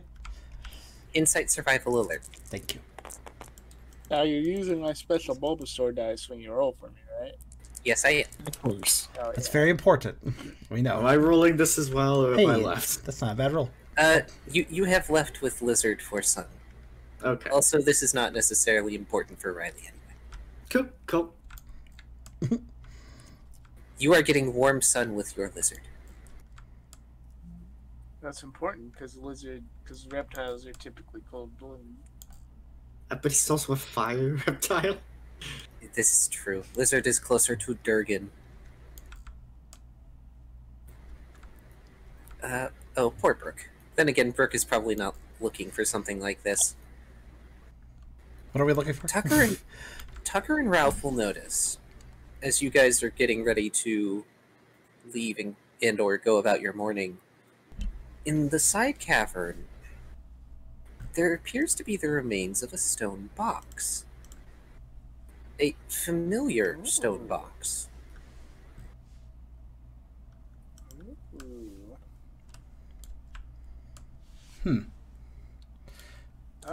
Let's examine it. Tucker for will definitely. similarities. Yeah, Tucker will definitely go over to that and give it a sniff because that looks very familiar to Tucker. So, as Ralph and Tucker go to investigate the stone box, it is actually kind of on the quote-unquote counter in the kitchen area, you could say, which is mostly just, stone that is jetting out in a convenient manner. Because Flintstone's logic, I suppose. Look, I have a hard time arting backgrounds. I could probably do it if I wanted, but... No, it's fine. It's just like mystery solved. It turns out that these ancient stone boxes just hold cutlery sets. They're for kitchen use. But it looks dismantled. Why it's cracking? Yes, I tried that. It looks dismantled. Like there's 3 sides of it missing, and the rest of it is still put together and standing there. But the weird part is, the inside looks like it's been scraped out. Like there was something on the inner portions of the box walls, but not anymore. The bottom portion of the box also has a sort of curve to it, like something round or ovoid was supposed to be sitting on it.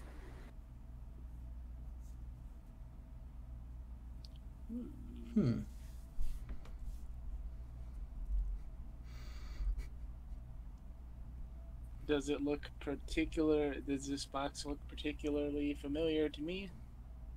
Like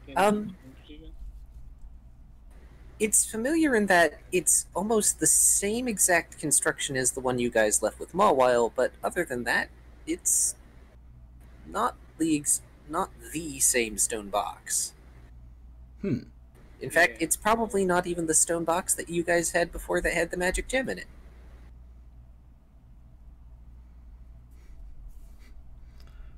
They really scraped the edges of this takeout box. Huh? Huh?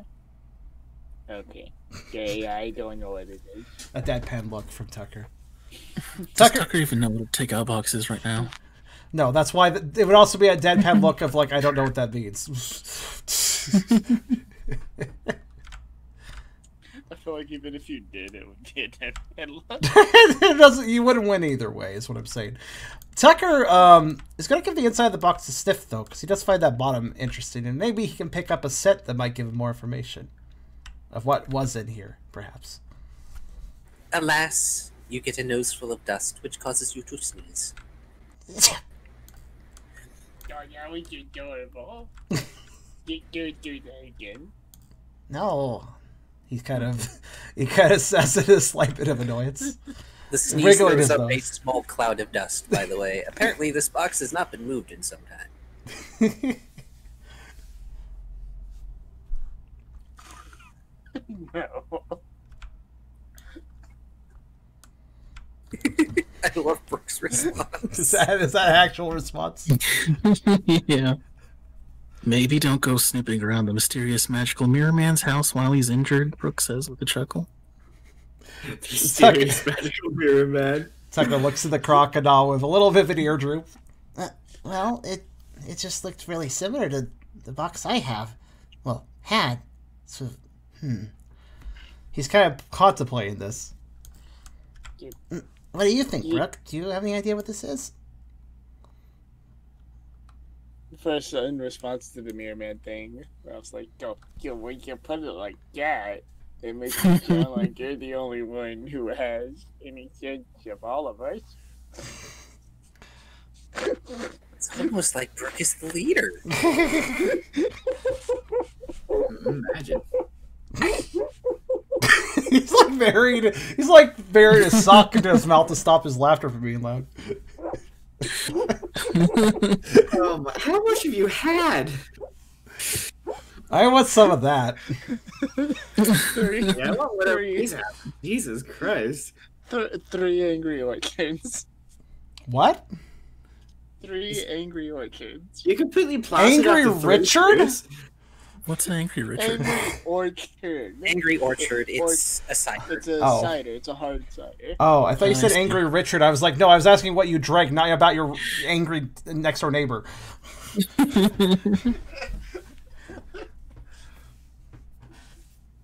In response, Brooks says boxes exist, sure, and waves it off. I think we should start heading home soon.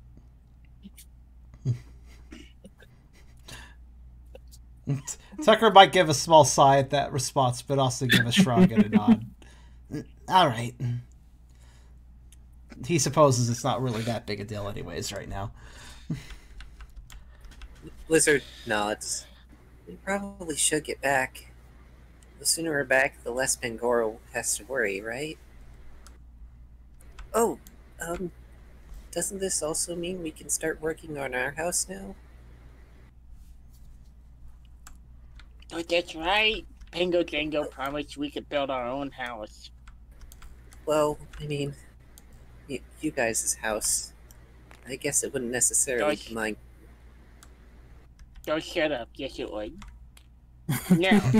Oh, wow. Tucker smiles a little more sweetly than uncommon and says, What are you talking about, Lizard? You're part of the team, too. Of course it'd be your house, too. No, I don't know how I feel about Mr. Horndog. I don't think I like him too much. I don't think he should be allowed to move in. Tucker gives kind of a side glance, wondering what reason Ralph has to not trust that other canine.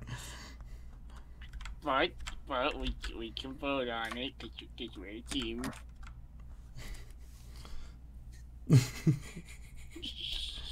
I think that's Brooke's decision. But I think this would be a prime time for Brooke just to water gun Ralph. but thanks. I everyone. ain't done nothing. Just being Ralph, it's fine. So will you all be leaving then? I have one more thing to say. Oh, okay.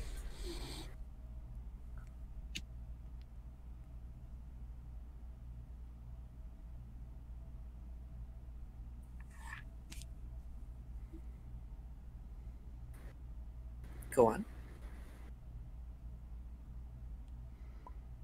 We are. How about this? All team members can have a home with us, Brooke says, no exceptions. And then he will say, before we go, Riley took something that wasn't his the last time we were in the area. He says to Lizard, I think it's probably about time we returned it. Tucker perks his ears at that, and whether or not they notice, he does nod to that statement.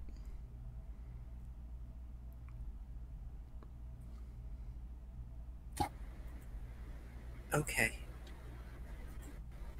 It's probably for the best anyway. Lizard gives Riley a gentle hug.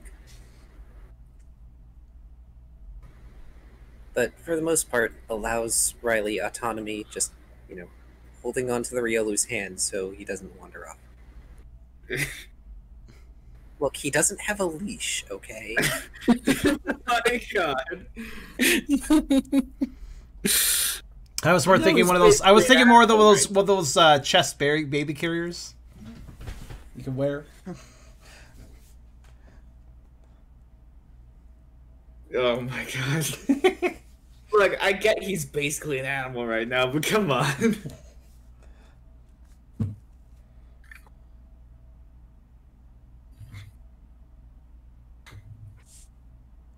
Maybe teach him fetch. We'll use his bow and it'll be familiar to him. So when Brooke goes to tell Kamoa that they're leaving, Kamoa will thank them again. Thank you for leaving. No.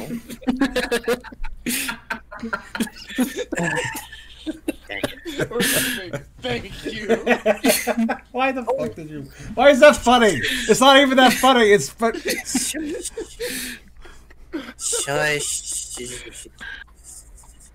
We might have to have a no drinking rule on this show.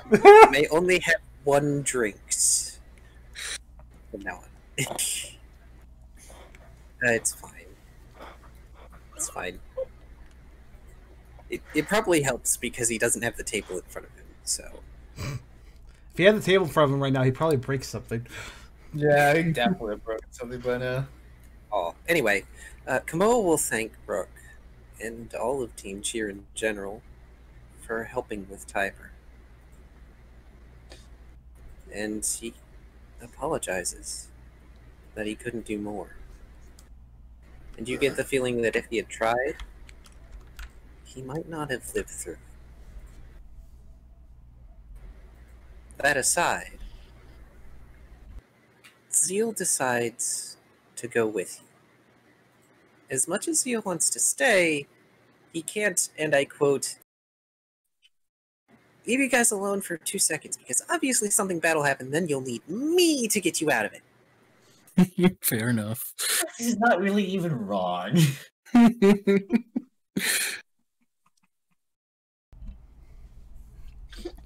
That's the worst part. I actually missed that. Was Zil staying or not? Yeah. Zeal is coming with you all. Ah, okay. Very fair. Sorry, guys, I'm far too popular of a character to stay behind. Pretty much.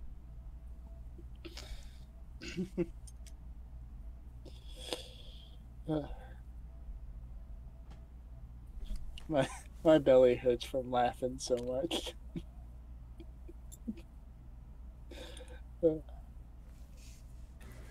In any case, as you all depart, I require I believe it was Brooke and Tucker who found that location previously. Mm-hmm. I mean, I was also there, but yeah. You can't exactly be used reliably for this. Unfortunately. Because you would probably know best. So, both of you go ahead and give me insight, survival, and nature. This would be real awkward if we can't find it. Yeah. Look, there's a reason that Rise chose that as the burial ground. Oh, I got a it's 1. not looking good. It's okay, watch this! Gonna- 2! See, way better! Unfortunately... One up, yeah. Unfortunately, from the Cave of Mirrors, you guys aren't sure where that location is. And you come to realize that during the day, you've got no idea what it looks like. Hmm. You could try spending an extra day just looking for the location, if you so chose.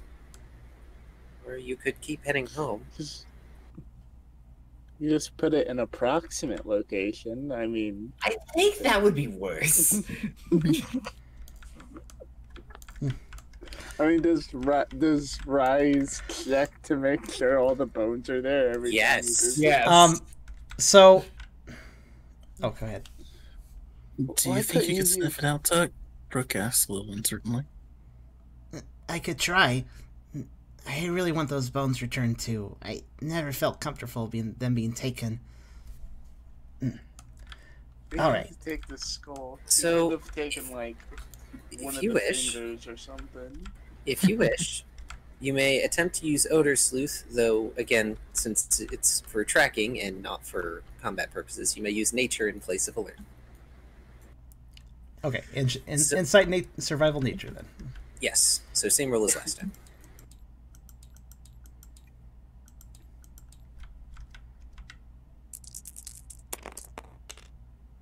Okay.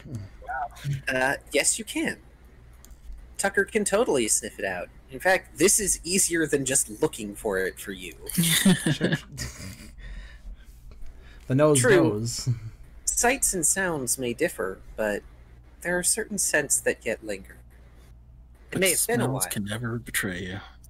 Well, Smells like Rise. Tucker makes sure to, as even though he's not terribly into the idea of getting close to it, he nonetheless asks for the skull to be taken out so he can basically track the scent better by giving it a good sniff over first, before then following his nose.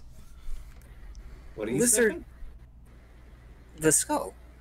Lizard is going to rummage through Riley's pack, which he has yet to exchange for the new pack, mind you, but, you know, he'll do that later, when Riley isn't attached to the old one. And pulls out the skull. It's unpleasant. It's not that the scent is rotting or acrid, it's just, as you get the scent of it, the memory of the battle is still very fresh in your mind. And you feel the wound, though healed over, from Tiber's lance burning.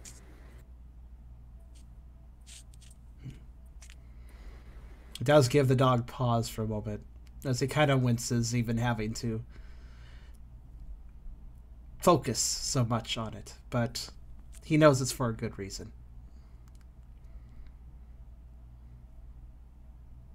And he follows the track from there, making sure that the others can keep pace with him as he focuses quite hard on the ground.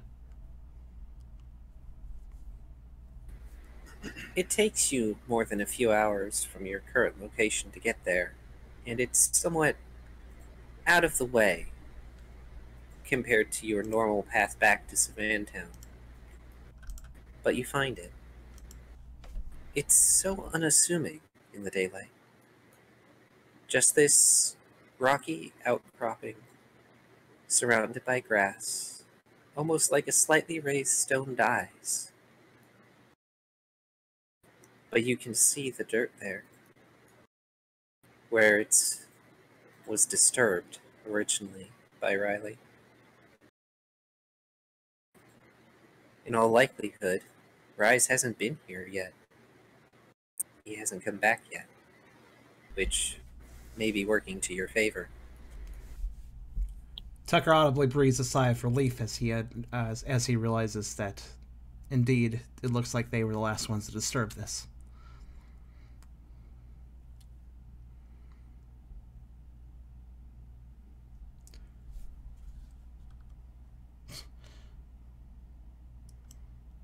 There will probably be other kitty dramas later.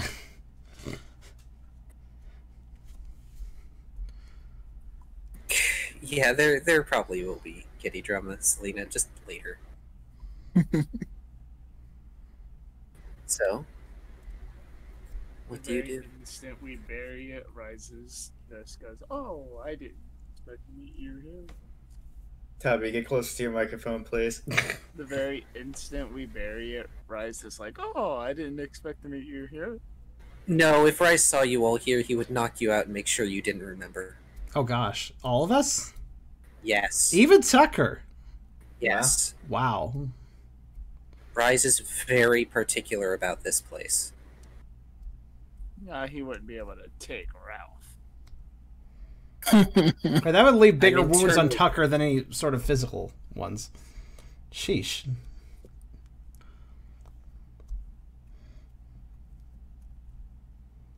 Rise Brooks? may or may not have certain neuroses. Brooks gonna start digging. Sadly, none of you knows the move dig. Otherwise, this would be No. instant. Tucker assists as well. If anybody has an instinctual understanding of digging, it would probably be him. I guess this would be strength, survival, nature. Right. Okay.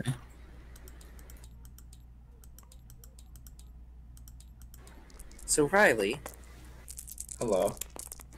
are you going to be doing anything?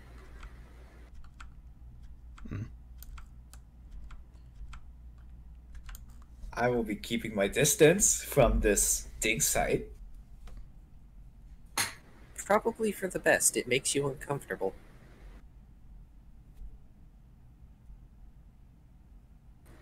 It doesn't take you very long to dig up the bones. And they remain piled as before.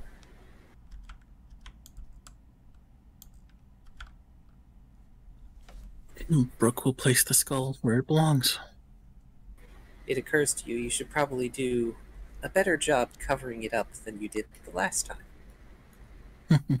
Considering if Rise finds out, there's a high possibility that he would be unhappy.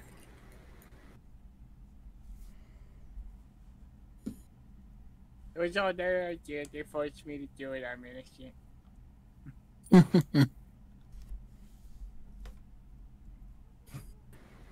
Eh,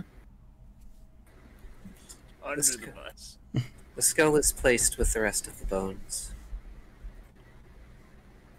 Riley, you feel not contentment, but there's a certain sensation of completeness. It's not yours, but you feel it all the same.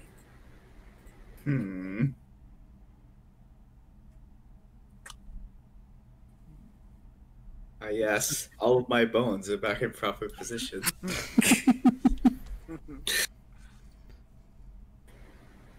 It is takes that you... it? People are freaking out about the pendant. Did we bury that? No, you haven't. Riley's still wearing it. Riley's still wearing it. I don't think we're getting it off of him. Interesting conundrum we have here because, Well- Riley's not gonna want to part with it, and Rise will notice it's missing either way. Yeah, that's true. Tucker will Both walk. these are true. Oh, Tucker will walk over to Riley, and is Lizard still holding Riley, or? Lizard hits Riley's hand, yes. Tucker looks at the pendant, realizing the situation might be a bit delicate, but also knowing that that was part of this burial as well.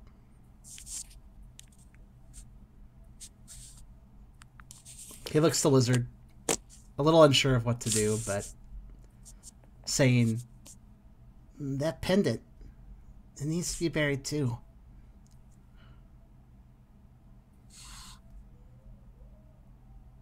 he looks back to Riley. will clutch it. Hmm. Riley is clutching the pendant. You don't want to let it go.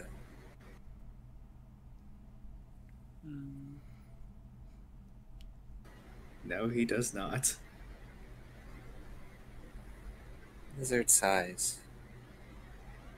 They crouch down and they gently cup Riley's face in their hands. Please?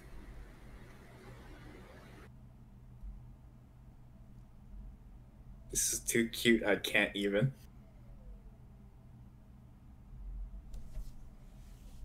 But even so, even for Lizard, you don't want to let this pendant go.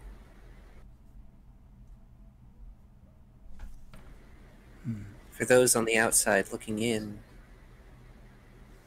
Riley's eyes turn red. Nothing is said. In fact, nothing is done.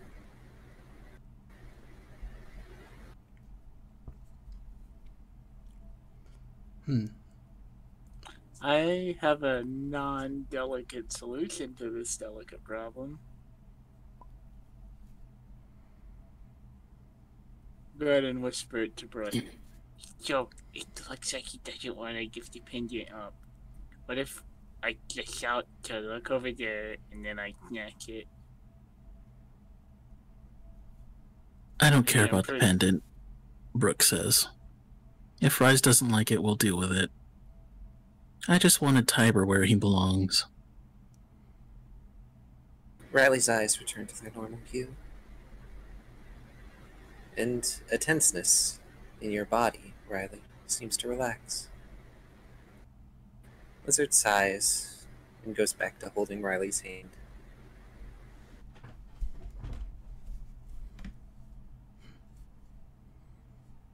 Brooke will continue bearing it.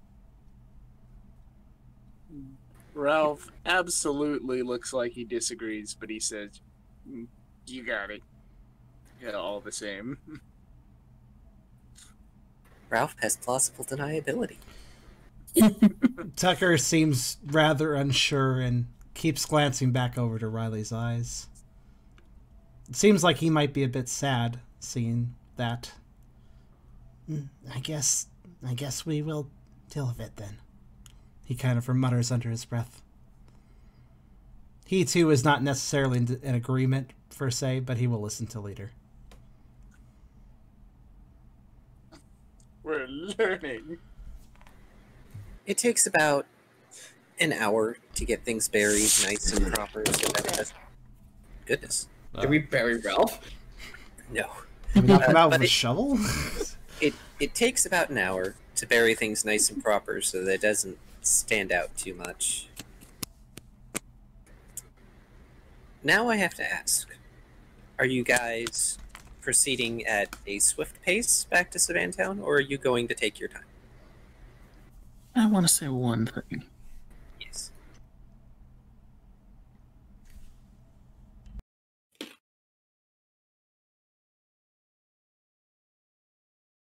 While you're typing that, I will mention that Riley will only release his death grip on the pendant once the burying process was finished.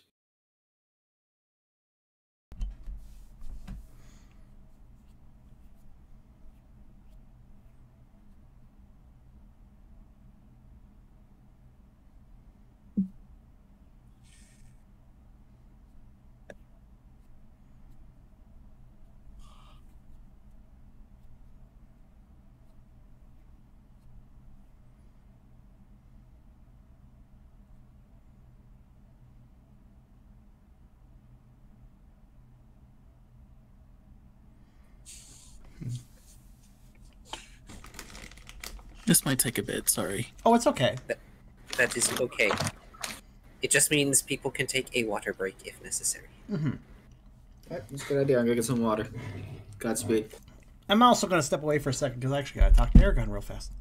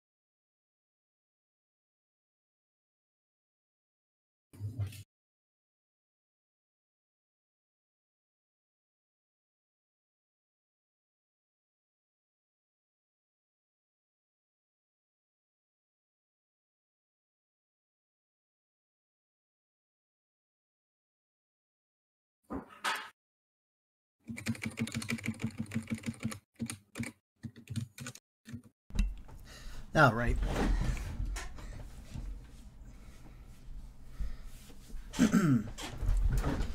Jesus, what is Kyrio writing? A book? Hey, if it's a book, Sorry. I'm interested. If it's a book, I'm interested. You know, what part of, hey, let's make Brooke feel better about his delays and let's not judge him on that, did you not understand earlier? Wait, we were doing that? Yes! I didn't get the nice. I tease people if I like them. There you go. Congratulations. Aw, he loves you, Kyrio. Because that's true, because he just treats me like an ass too, which means he loves me too. That's I know this for a fact. Appreciate it.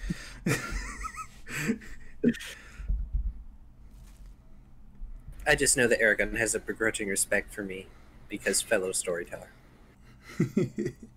Begrudging indeed. Grinds teeth in general direction. So grind your teeth, you'll wear him down. Indeed, then you won't be able to bite people as Farrell Riley. Some of the audience misunderstood and thinks you're on all fours now. I'm not. We're gonna lose out on all fours ever.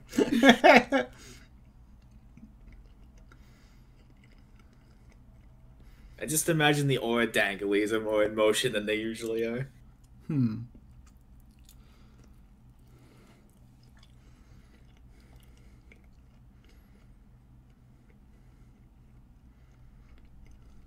Feral does not mean all fours. Not necessarily. What you're thinking is feral anatomy versus feral mindset. Those are two different things. Like, yeah. About it?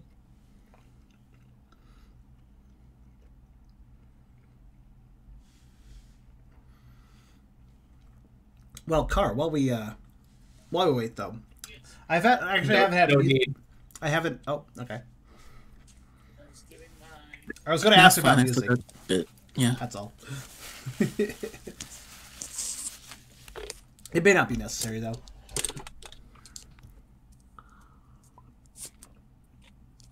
All right. All right. It's okay. Writing takes time. Trust me, I know. Once he's done, Brooke sighs and stands up. Tiber, you caused us a lot of pain, and we're not all recovered from it. He looks around at his team. But no one deserves to be defined by their mistakes. I don't know what it was, but you fought for something important. Whatever it was, we'll carry the burden now. I hope you rest in peace. Tucker will actually join alongside Brooke during this. Mixed feelings as he might have, he could easily tell too that there was more to Tiber than they saw. He doesn't say anything, but he does stand reverently as Brooke speaks.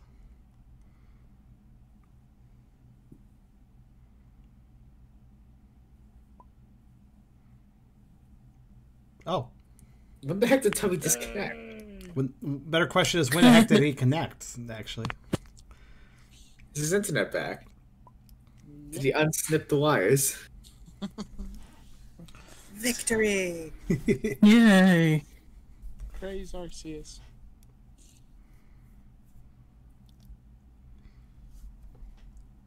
God knows he's gonna break something on the board. Save the board.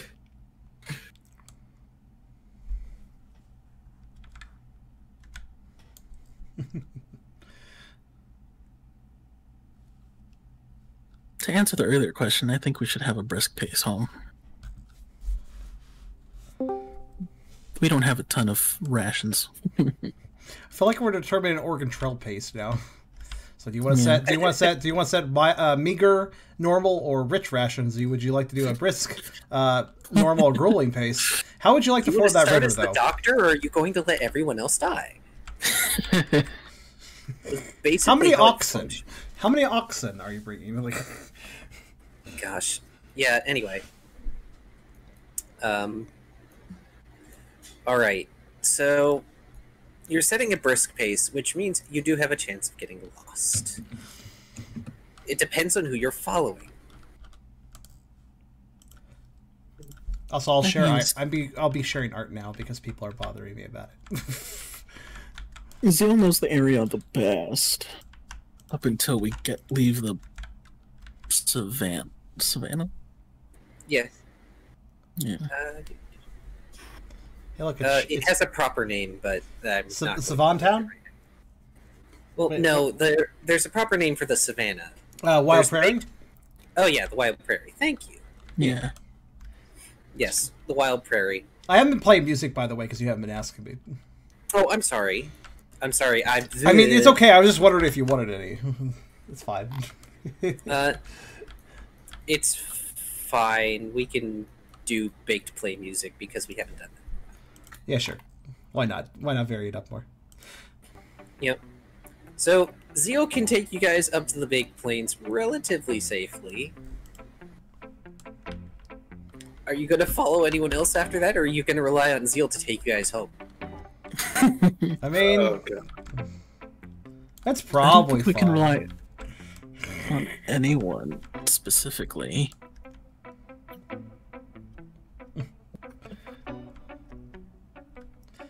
Also, it's okay. Lizard's taller; he can see further. Kyrio, a lot of the art features you, so you should look at it. Yeah, I saw that. It's adorable. Shiny. All right, let's see if Lizard actually has stats for this. They actually have happy. Blep. The reaction is good. When Riley has his brain again, that'll be fun. Oh, I'm sorry. I shattered my character's brain after he got out of the ruins. Tubby disconnected. It was nice while it lasted, I guess, Tubby. Speaking of Tubby.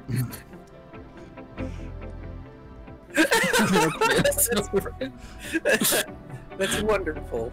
That is not even wrong. Look, he has the ability thick fat. It makes sense. I missed the joke. It's okay. Are you dead? Or like what happened? Joke. Yeah, the joke killed me apparently. Yep, there was. You'll see it. Here he is. Okay. It's the picture. Lizard manages to get you guys through the Baked Plains with relatively little issue. Yes, there is the fact that he nearly takes you all to the Cladle Cairn, and then immediately sees the head and is like, oh wait, that's the wrong way. Well, at least we know where we are. You know, Lizard... peaceful town, giant robotic dungeon, you kind of mix them up sometimes.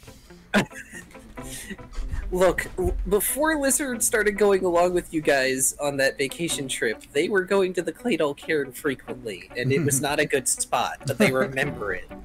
Well, I mean, from the Cairn, they know how to get back to town, so fair enough. Yes, it is a relatively easy trip from the Cairn to town. And Brooke didn't lose a tooth this time. Wait, does that mean the Cairn hasn't been moving much? That's interesting. Didn't we like fry the controls last time we were that's there? right. That's probably Yes. Also, the lizards are not messing with it anymore. why. Presumably. I mean, we did kill a lot of them. Well, some of them got away, but... Well, the thing is, it's under Pioneer control right now, and they're trying to figure out how it works without messing with it too much. So the main thing is they're keeping it... Looking at the gears and stuff, I guess.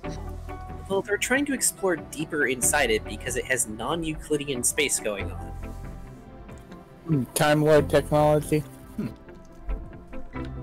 As you guys experienced, because clearly when you slip through the Plato Cairn's form, it's way bigger inside than it is outside. It's true.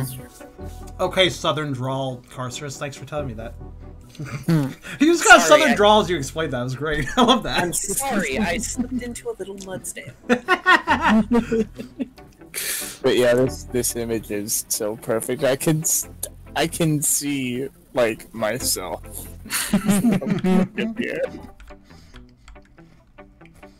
Great. Now we can swap to Savannah.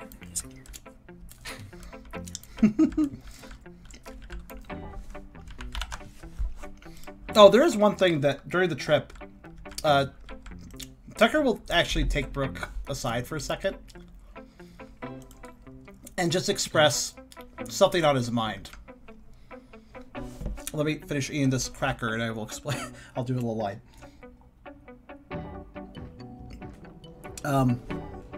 Tucker will just express, With Riley wearing that, and everything we've been keeping from Rise, we will have to deal with Saint soon, won't we? he kind of just looks at Brooke and then adds, I don't like keeping secrets from Rise. Well, then we better tell him the truth. he kind of looks wide-eyed at Brooke. Perhaps not aware that he would actually get agreed with. Yeah, we do. He says with a little more deserve- resolution. I think of all the people who deserve to know what happened. It's him. But let's talk to Pangoro first. Tucker nods.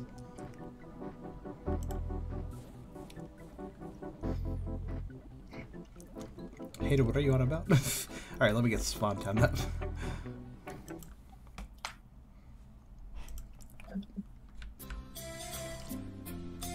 Yes, I know the Ryan picture needs to change, thank you. Yes, we know. People keep saying But it. it also doesn't need to change.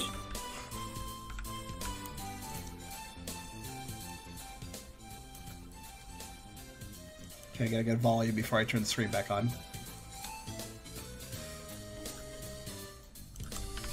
Hyper. Can you don't? Accurate. This. So, you all reach Savantown, and it's relatively early day.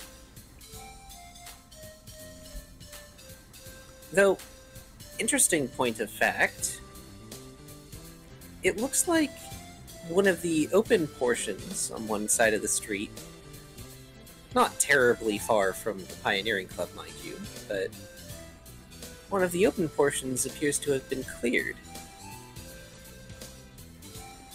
The dirt and such has been tamped down.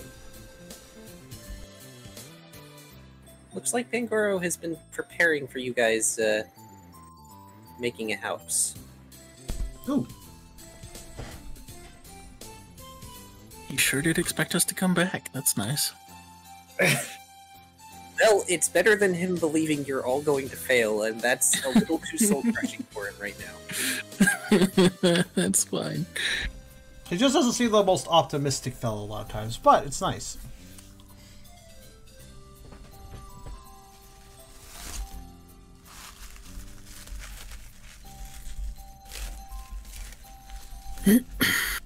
So, where's your first stops?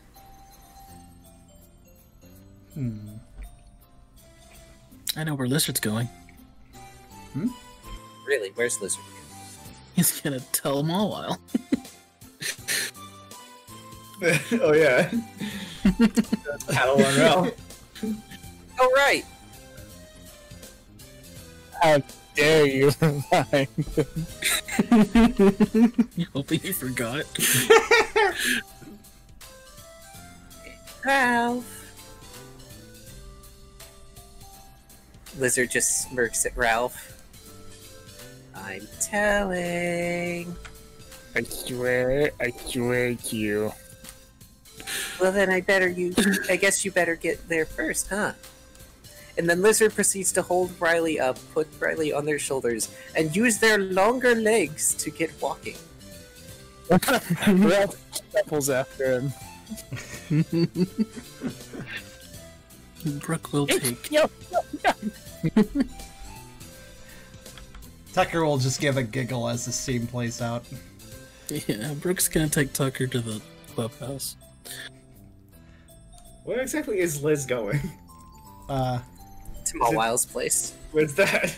Yeah, where is Malwa's place in Savon Town right now? Where's Mawile live? It's right next to the Pioneering Club. It's a nondescript building. Unfortunately, it's not as neat as... Oh, right, we addressed that other time in Savon Town. That's right. It was next. It was like a empty building or something that was available. It was a side building. Mm-hmm. Yeah. She has had it allotted to her for research purposes. Both Brooke and Liz are walking their dog. Oh my god. I'll accept this. This is fine. Nice. What has Riley become? Riley has zeal. Yeah. I mean, Zeal is going to go with Brooke and Tucker because... Yeah. Well, I mean, he doesn't have anything to do with the whole Ralph situation. And as amusing as that is, Zeal is also kind of tired. Which is weird, but, you know. He's been walking all day, it's fine. All night. Yep, Zeal just walks into the Pioneering Club with you and goes, okay, I'm gonna go sleep now, bye. Goodbye. It's a Christmas mirror. Even though it's the middle of the day. You have to walk him for like 36 hours before he gets tired. What the hell?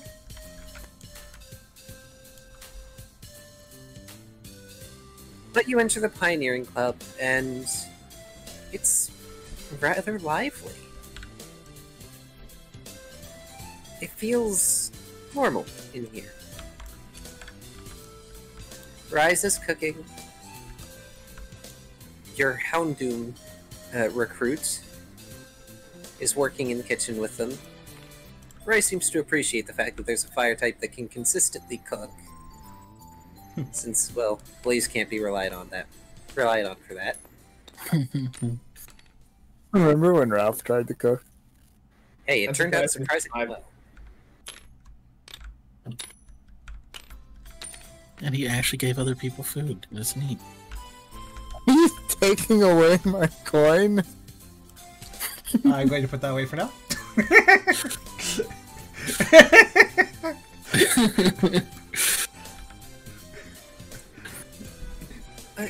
Things seem more peaceful than you may have thought you'd have come back to. Then again, Pangoro seems relatively apt at keeping things under wraps.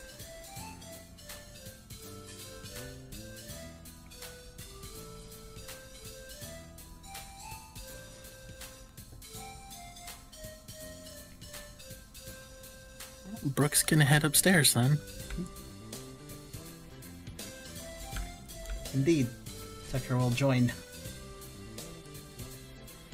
You find Pangoro in his office, and really, you don't need to knock this time. The door is partially open. Though, when he looks up and sees a Croconaw instead of a Totodile, he takes a minute. His look of relief is one of confusion for a bit, and then he recognizes the vest and pendant. Knock knock. Brooke grins. Huh. I suppose perhaps I should have anticipated this to some degree. He rubs the back of his neck awkwardly.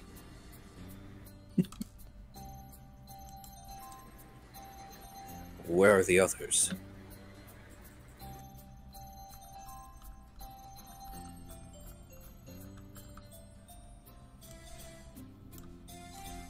Lizard and Ralph have Riley. They're on their way to see Mawile.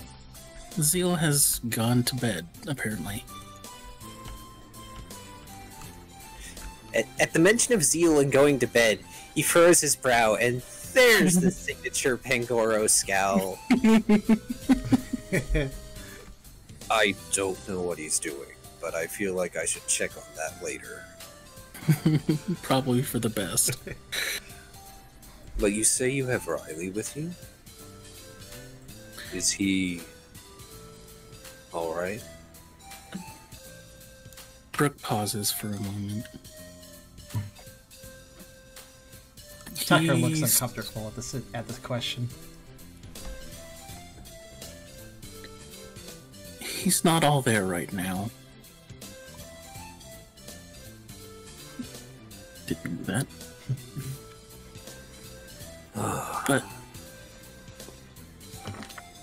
But I'm sure he'll be fine eventually. Thank you. I'm just glad that your friend is back. And not mine.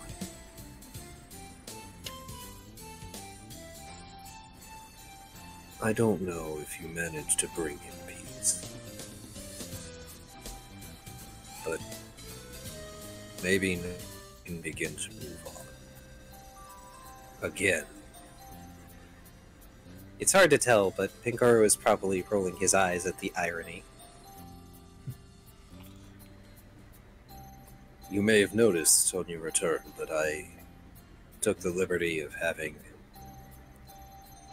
the local Machop and Machoke get an area ready for your property.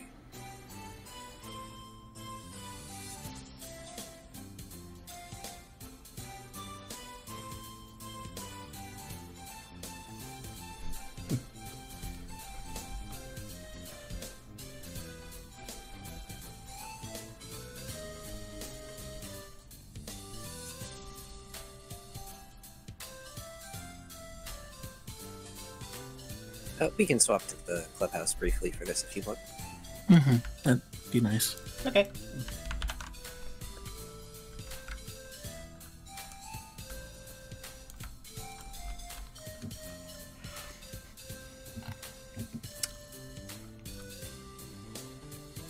Number 13 for those wanted it.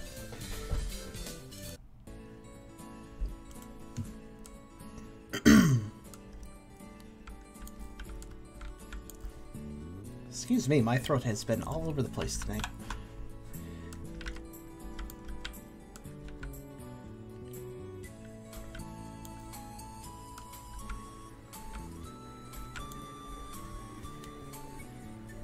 I know you are perhaps less eager to hear this, but I would like to request your team remain on a...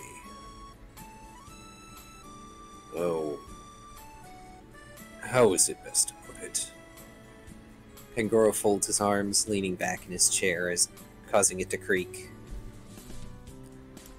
A leave of absence. At least until Riley recovers enough that he can go with you again. I won't stop you from taking jobs around town or focusing on building your own home. But I won't be sending you on excursions or missions that take you outside of Savantown.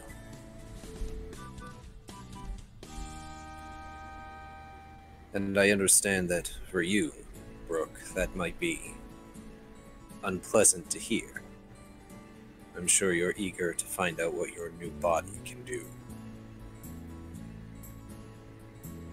But at the very least, the Orchard will be happy to have a strong water type, if you decide to help them. I thought we were switching scenes. Oh, I'm sorry. No, it's fine. I'll just... Oops, well, that's gone now. Are you cooking? We can switch scenes if you want. Yeah, it's fine. I'm just typing stuff. It's fine. I mean, just type... No, still type out your... I see, you're responding to the previous... That's fine. Do both. Yeah. I mean, there's no harm in that. Sorry. We'll do your first response, and then... No, I can mix it. It's fine. Okay. Okay. I'm sorry.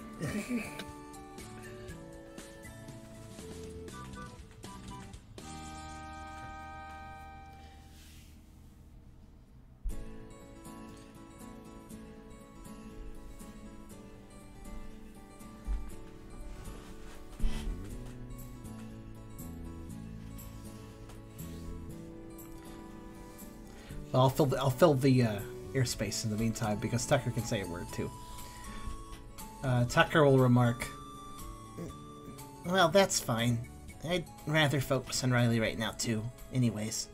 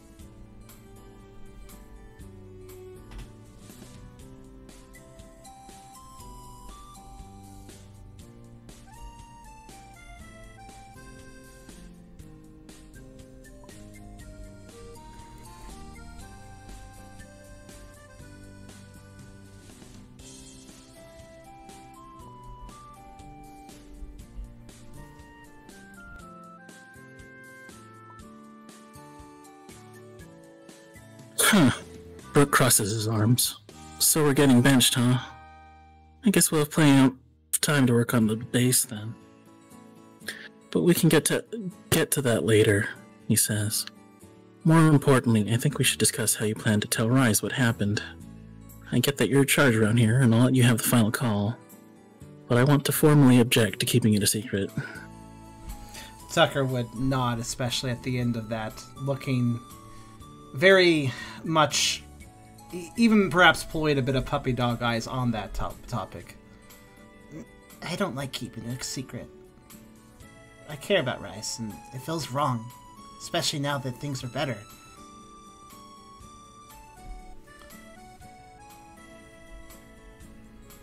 Pingoro lets out a soft sigh.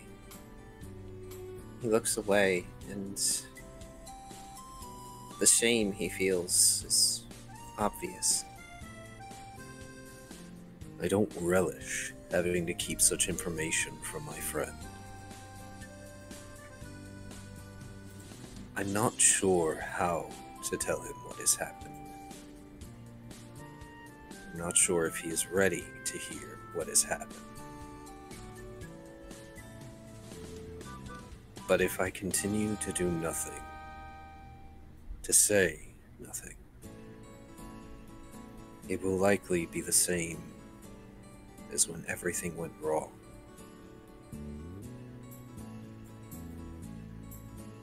I can't. We can't have that happen again.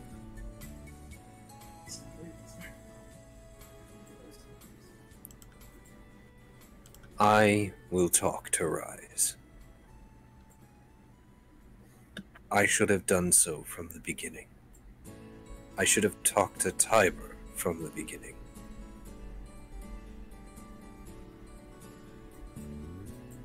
But it's better that he hear it from me than for him to find out from any of you.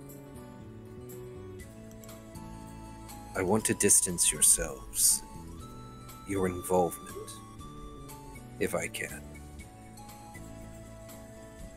Not because I want to downplay what you've done, but because I don't want him to make a rash decision.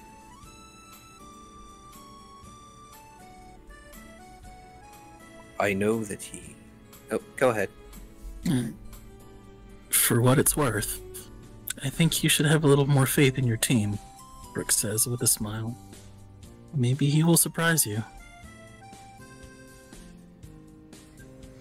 Tucker will also add to that.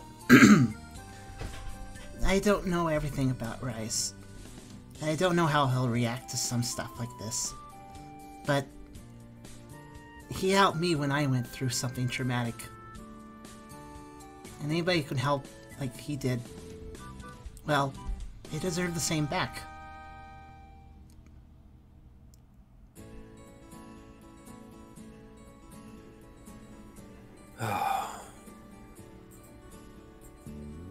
He may not take it well at first, but perhaps at the least I can convince him to keep quiet. He is not the only one who remembers the monster my friend became.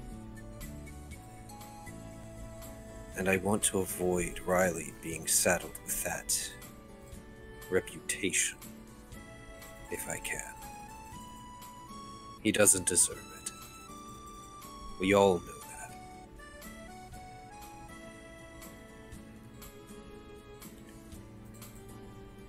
For now, I suppose the least I can do is give you all this. And he opens a drawer and pulls out a rolled up piece of paper with a green ribbon on it and a stamp with the Pioneering Club logo. This is the... Okay, go ahead. Sorry. This is the deed to your new property.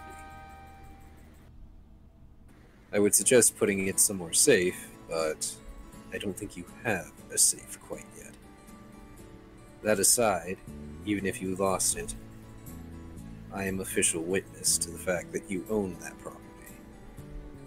And I doubt anyone would question my authority on that matter. And he proceeds to hand the deed to Brooke. Brooke smiles and takes it. Thanks, boss. I appreciate it. Tucker smiles and thanks as well.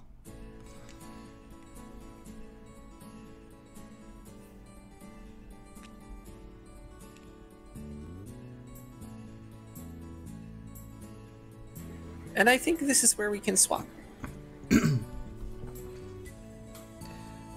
Okay. Are they going to be... Question about the swap. Are you intending us to implicably be leaving the room at this point? Yes. So if Okay. either of you decide to actually go to Mawwile's house for whatever reason, you will probably appear just a bit later. Tucker actually wanted to say something on the way out. Sure. After Brooke had left first. Okay. On the way out of the room, Tucker turns back to Pangoro for a second. Mr. Pangoro? Yes, Tucker. Tyra used to be pretty nice, huh?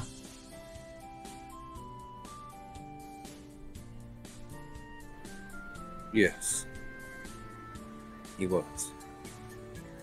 He was my best friend for a very long time.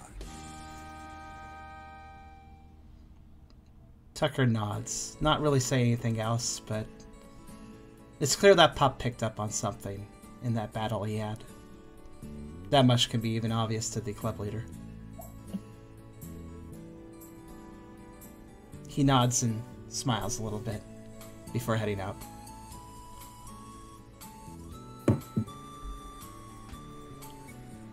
And Goro will relax in his chair and tilt his head back, looking at the ceiling. Well, my friend, I don't even know if you're really gone. But I hope that they saw in you what I saw. And I hope that can be you again one day.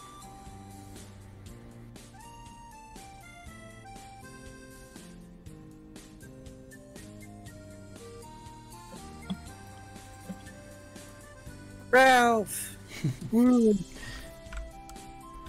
Lizard has longer strides. They can make it to Mawil's house before you. Uh-oh.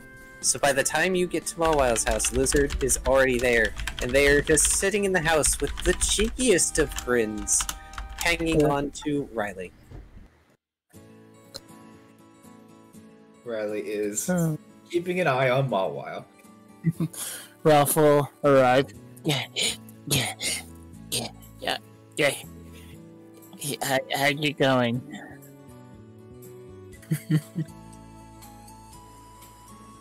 Oh, hey Ralph. Mawile has tea available. So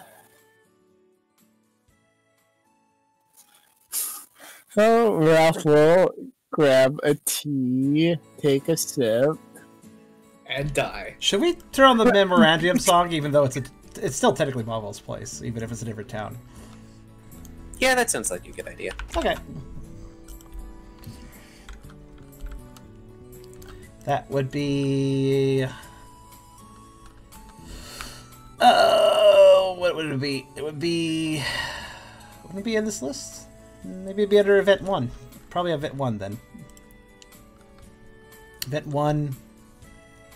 Am I right? I am not right. I am a liar. Alright, let's see. I wonder where it is. That was under M. Because of Mawile's Momentarium? It should be under M either way, right? Oh, wait, no, I remember what's under. Mm-hmm. It's, it is Events 1, I think. I'm very organized. Yeah, the Archaeologist, number 52. 152. That technically is the right one.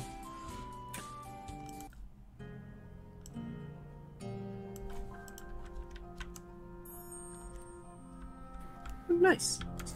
Hmm? Lizard is also trying to coax Riley into drinking tea. Tea is good for the soul. He's very skeptical of this beverage. It is warm and it smells of leaves. Water should not smell like leaves. It is unclean water. Lizard trying to coach Riley by drinking some tea, trying to offer the tea, and doing this repeatedly and probably failing. I mean, after like the first couple of shows, he would probably get the message and sip tea. It is verbal. Yo, as you can see, I decided not to evolve yet. Meanwhile, here Lizard and Riley have switched places, and now Riley's the pet and Lizard's the master. But like on a more realistic note, I'm kind of worried about Riley. I think he's gone a little bit feral. Way to lay all that down at once. Fucking hell, man. It's a very Ralph way of approaching it. He's learning from Zeal. Mawile allows Ralph to say his piece, sets her cup down, walks over, and gives him a big hug. Oh, Ralph will hug him. We'll hug her back.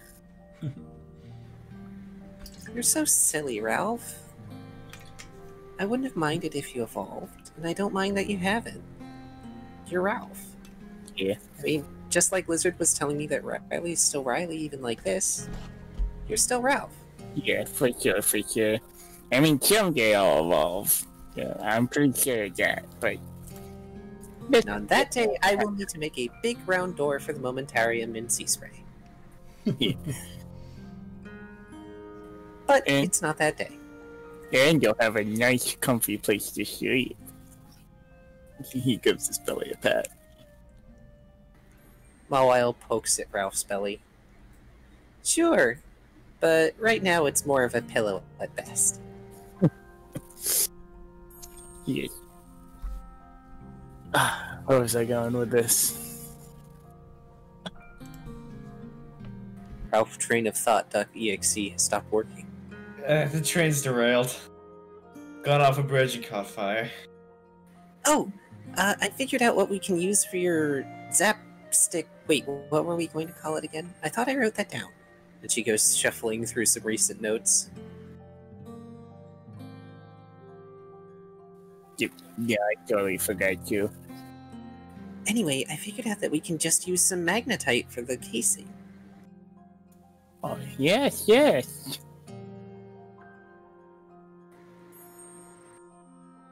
Now, just to make sure you heard me properly, I did say magnetite, not magnemite. No, we don't want to go use your magnemite. Magnemite are already electric. And they weren't doing like that. Anyway, I figured out that we can probably ask some of the merchants around here. You might be able to get enough for us to experiment on casings. Yeah, I'll see about that. Speaking of casings, how about that big box case we left with you? Oh, that! I was just about to talk to the lizard about that. And suddenly, she looks a whole lot less sure as she pokes her fingers together, looking towards the back of the office. She blew it out there.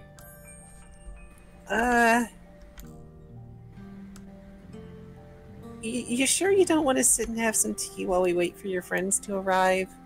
They're gonna be coming, right? Because, yeah, probably. I hope so. Otherwise, this is going to be a very long and awkward tea time. Lizard is just grinning.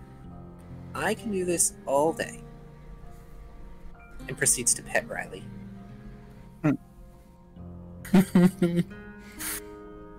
Riley is now the evil henchman cat. Riley, this person. Oh man, that makes Lizard Giovanni. Oh goodness, no. Hey, people watching. When you first saw Riley in episode 1, did you ever think he'd become this?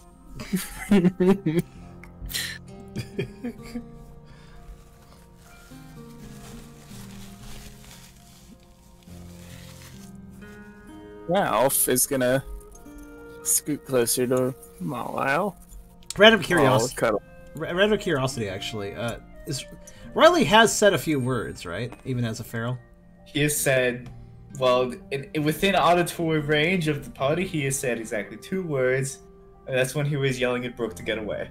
That's the only thing he said. He has not uttered anything else? Yes, we know he can speak. But he has not said anything since then. Okay. Not even to tell Ralph to shut up.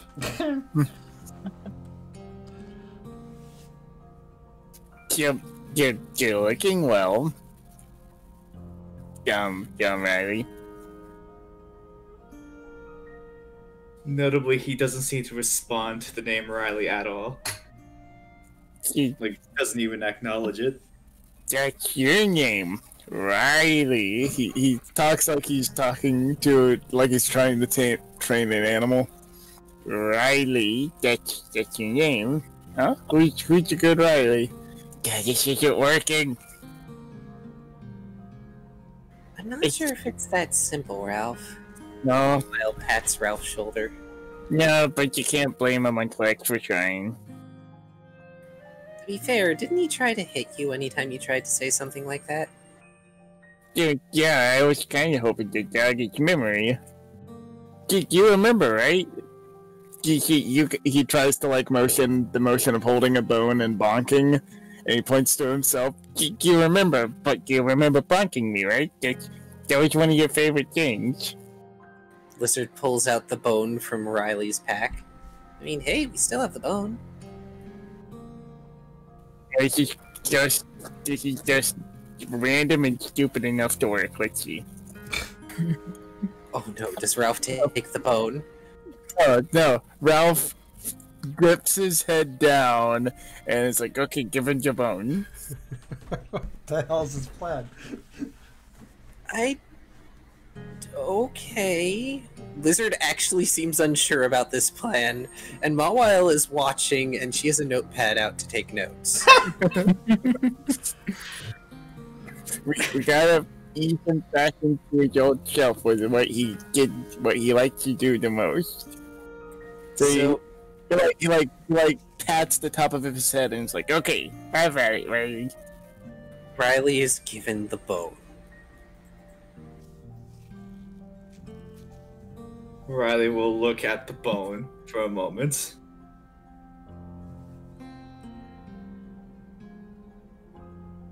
Then look at Ralph.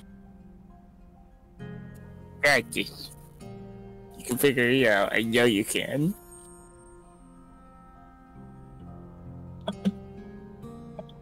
And tries to stuff it into Munchlax's mouth. What?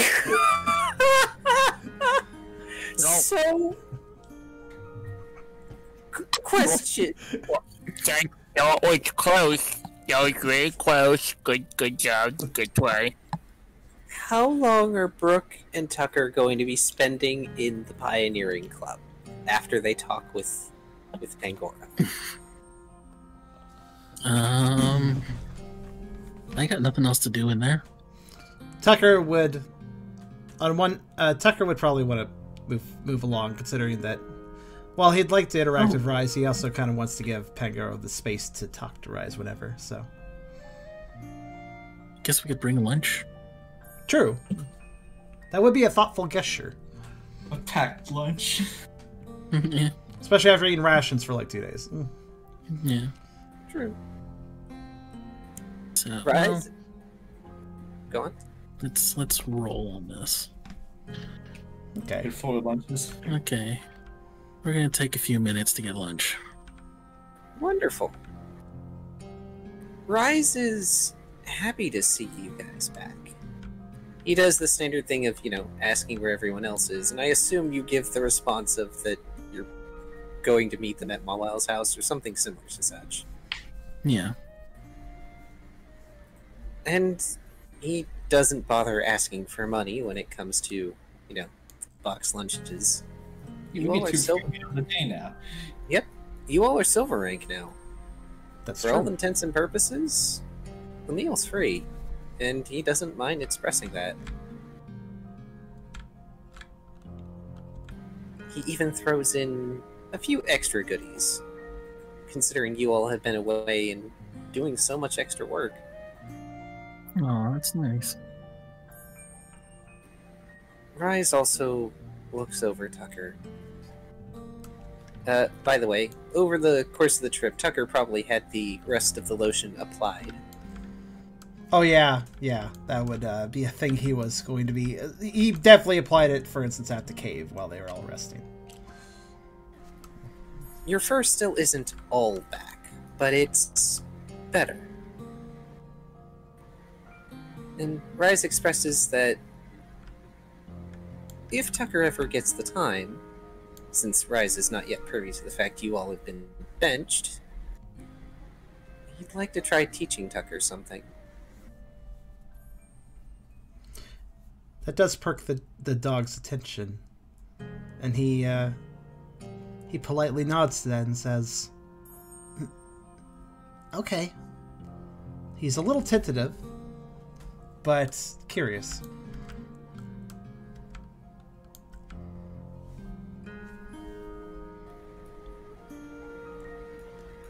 But you guys do manage to make it to Mawil's place in time to see Riley stuffing a bone into the Munchlax trash can gullet. Thankfully, there isn't a garbage disposal in there. I mean, maybe that still counts as an attack. I mean, it could be if he's jamming it down his throat. This is a choking hazard. Do you want me to tell you the mindset here? I mean, if you want to share. Munchlax. Munchlax eats stuff. Bone is close to food. I mean, there's a logic. There's a logic to that.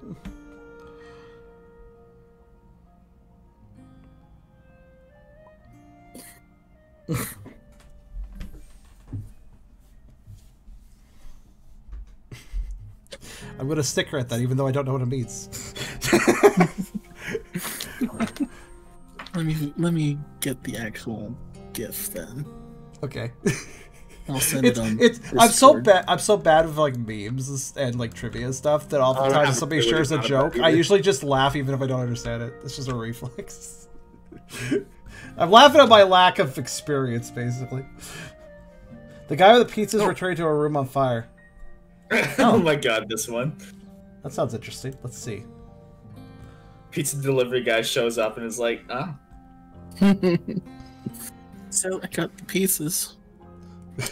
by the way, just so I have this roll handy, Tucker, go ahead and roll 3 dice and then pick up or down. So, you want me to roll 3 dice and pick up or down? What do I? Yes. What do you mean by that?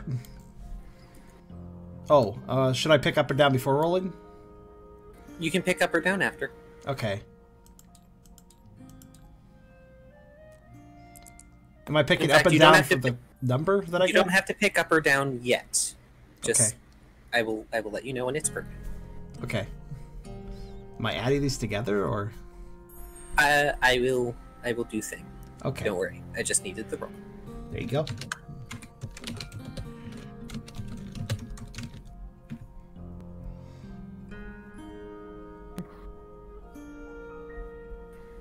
In any case, Mahawile looks up from her boyfriend getting a bone jammed in his throat. Not something she thought she would ever see. And waves as Tucker and Brooke arrive. Oh, hi guys. I'm glad you're here. Are we interrupting something?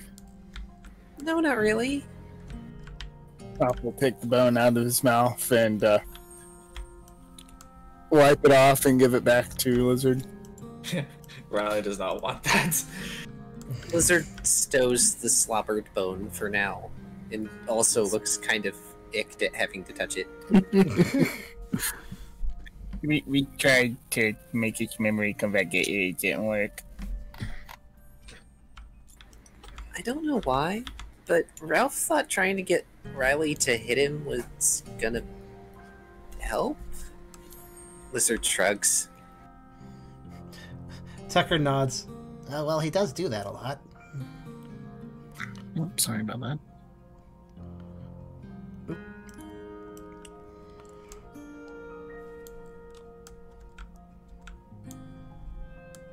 So,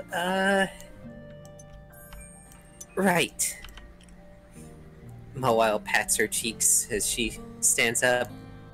Box. So, I got the box open. She shrugs and smiles awkwardly. Tucker's attention is caught, and he cocks his head at the way Mawile is acting. Also, Brooke says thing. We can just pass over that. But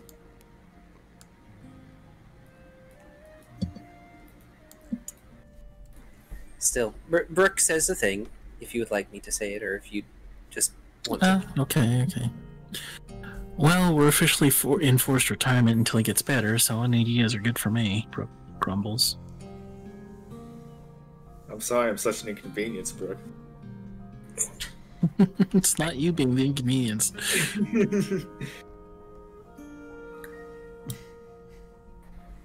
Oh. Well, I don't know. Maybe that's for the best, Lizard says, gently rubbing at Riley's back. I mean, it gives us a lot of time around town, I guess, depending on how long Riley takes to get better. So, why is Mawile so concerned over the box? I'm not concerned. Yeah, Tucker pipes up. Yeah, why is Mawile so concerned over the box? He asks I'm with a never bit of concerned. concern. There's no need to be concerned. We're all here to see what it is. Ralph, I'm not concerned. Sounding even more concerned. Put a pat on the back. Okay, so I couldn't figure out how to get it open the normal way. She starts to pace back and forth, moving her hands around, gesticulating. I tried it like a puzzle box. I tried pushing like little symbols, and there were no buttons. There were no keys to make it work. I even tried kind of kidnapping Klefki at one point. It's fine. They're fine. So... And she finally leads you all back to her desk, where there's an open box. All the sides have sort of fallen over and open. You know, kind of like a die. And there's an egg there. Who has a goddamn egg? And there's a crowbar also sitting on the desk. I may have brute forced it? I'm impressed. Look, sometimes you gotta get down and dirty with this archaeology business, alright? Yo.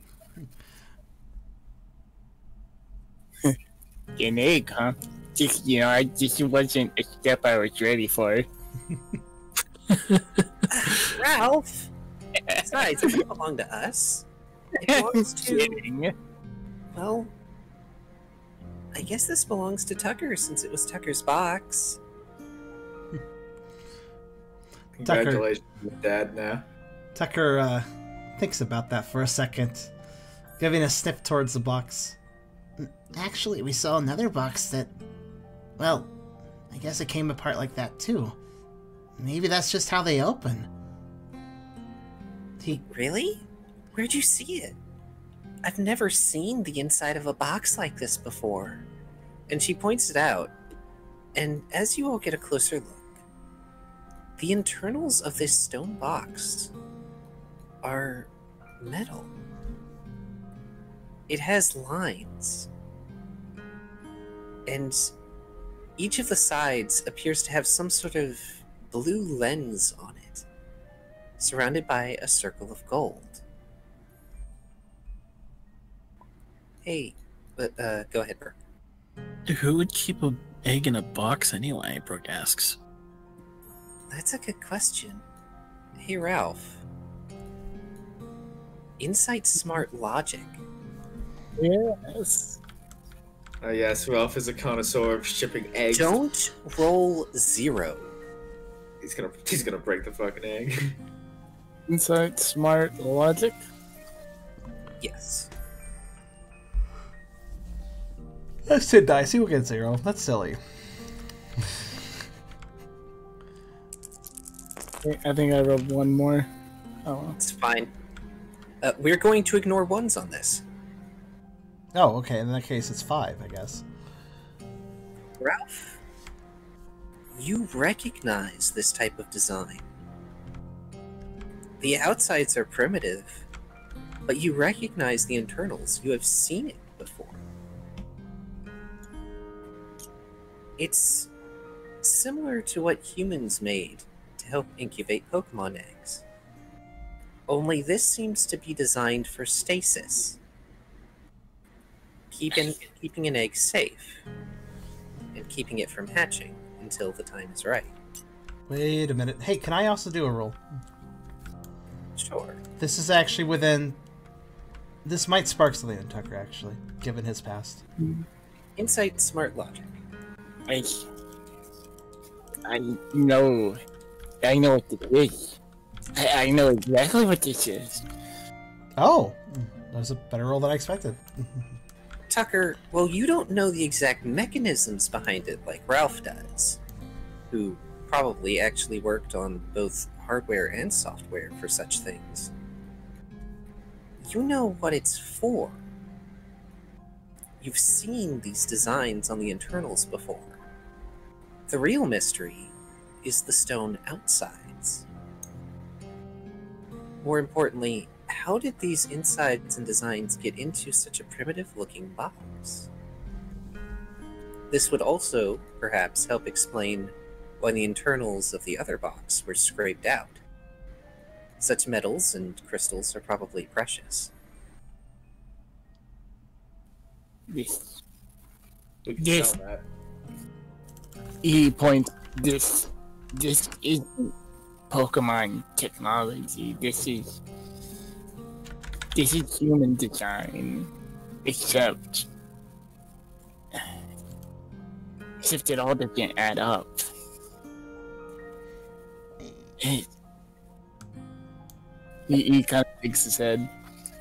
We're here in this town, Japan Town, and we traveled to a huge city, Sea Spray, except those aren't on any human map, but they're huge cities, they're big. How could they go unnoticed? And now we have here this box that seems Pokemon on the outside, but human on the inside. I know because I worked on this stuff. This was my past life. You worked on stuff like this, Ralph? Yes, I did.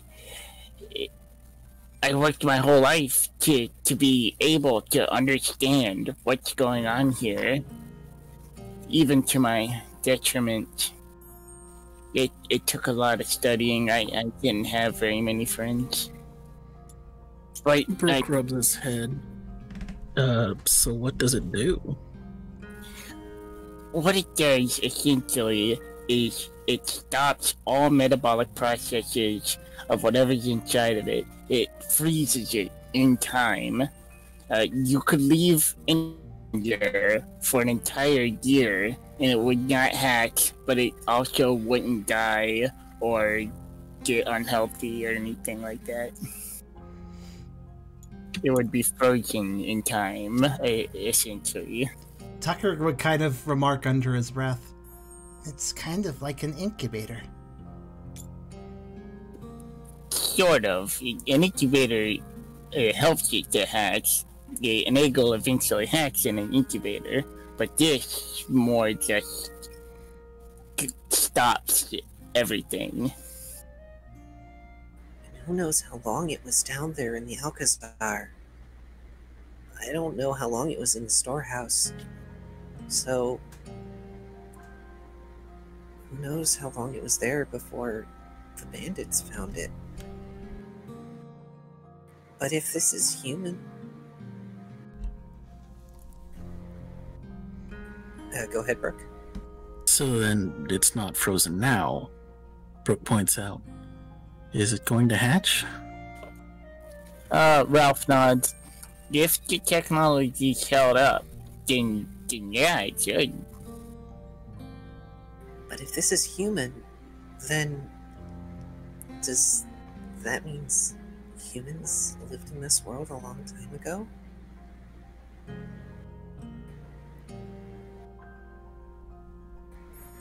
Mawile ponders this a bit, and eventually she just shrugs. Without more evidence, we can't know. Maybe it came from another world. The technology. You know, like you all probably did, I guess. Seems just about as plausible as you guys getting tossed through time and into new bodies. She folds her arms. It doesn't look like it's going to hatch right away, but someone's going to have to start taking care of it. If you guys have been benched, well, I guess you'll have time, but there's no telling how long it'll take. For now, I'll probably keep this stuff with the ball toy. It'll be easier to study it all together. Ball toy are just as much tech as they are Pokemon, and maybe the cairn will hold some answers. At least once I get to all that. She looks at Ralph and then points at all of you. You all still owe me an expedition to the Moonwide Ruins when you stop being benched.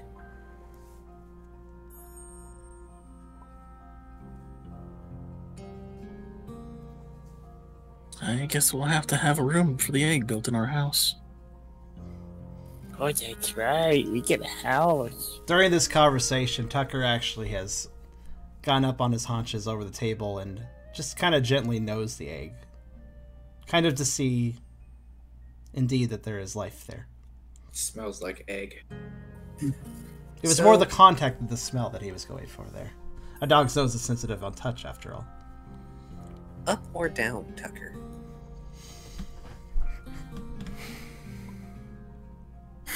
I'm not sure the context of it, so I guess I'll say down. Brooke remarks, I gotta say, I don't know a thing about raising a baby Pokemon. Tucker responds to that statement by saying, I can do it. He says it a bit quietly, but it's very deliberate. The egg is warm. It's dry. Well, the shell is anyway. It's marked with black and gray triangles. The black ones are filled in, and the gray are more like outlines.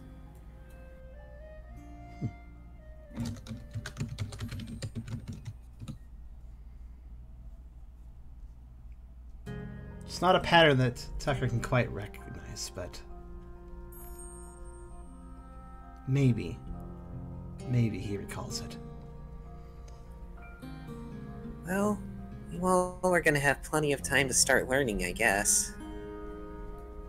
Besides, if what I've been hearing is right, you all recruited yet another team member, so I'm sure not all of you are going to go out on missions at once. It means at least somebody will be left behind in order to look over it. Whenever you start going out again, that is.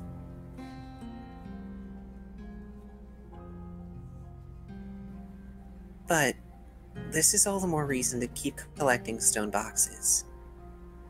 I'm sure not all of them are going to be something like this, hiding amazing ancient technology, but there's always the chance. Well, they always have something good in them. On that note, Tucker smiles and turns to Mawile. To answer your earlier question, Kamo had the other one. You could try talking to him later if you want to know where he got that. I don't know. Kamoa? Why would the Cave Guardian have a box like that? That's weird. Why would Saland it?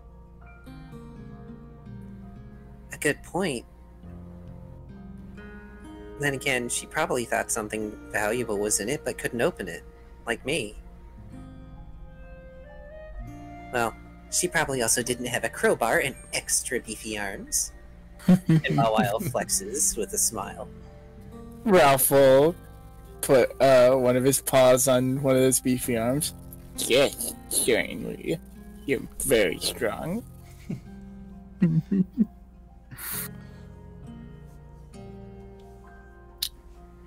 Brooke will pipe up. Oh, by the way, I brought lunch.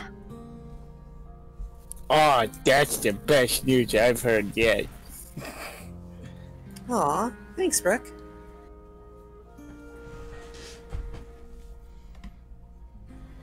Lunch is shared. For where we're like one of the PMD games, like at this moment, there'd be a few still frames if it was like one of the GBA games. Oh, goodness. Would you do me a favor, Car? Yes. Can you turn the mysterious box card in front of my bag into whatever you want to write for the egg before I put it in my inventory?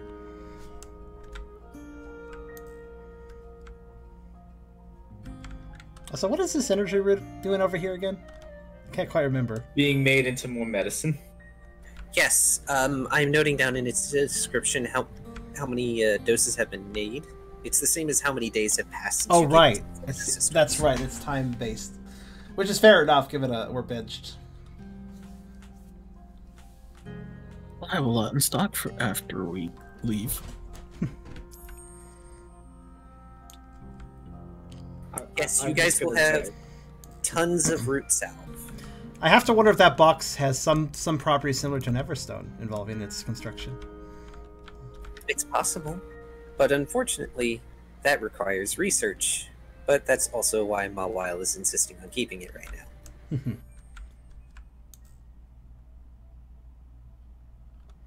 As long as she's not insistent on keeping the egg, because now Tucker has a bit of a sense, I guess, about him. Mawile has no intents on keeping the egg. She is way too busy to be taking care of an egg. Also, somebody said something that I'm not quite sure what to think about. Alex said earlier, we never told Mawile that we were human. I don't know why you said we, like you're part of the game, but all the same, I actually can't quite remember when we told Mawile, so I figured I'd check. But I'm sure we've told him. If not directly in the game, I would not be surprised if Ralph just kind of blabbered about it at some point. Honestly, if anyone in the world human. could also figure out that Ralph is human, it'd be Mawile. Yeah. It's also entirely possible that Pangoro informed her. It's true. Ooh. If anybody's worth the confidence, it'd probably be the researcher. Then again, since this is a Mawile that has dealt with it before, and Pangoro may actually be privy to that information, he may not see a reason to hide it. There's plenty of explanations. Yeah, Mawile would really have no reason of hiding the events of PSMD, so. Because as a reminder to anybody who's not caught this point, this is the same Mawile from that game. Yes. Also, I'm with people on the thought process that I do believe Ralph did tell her at one point or another.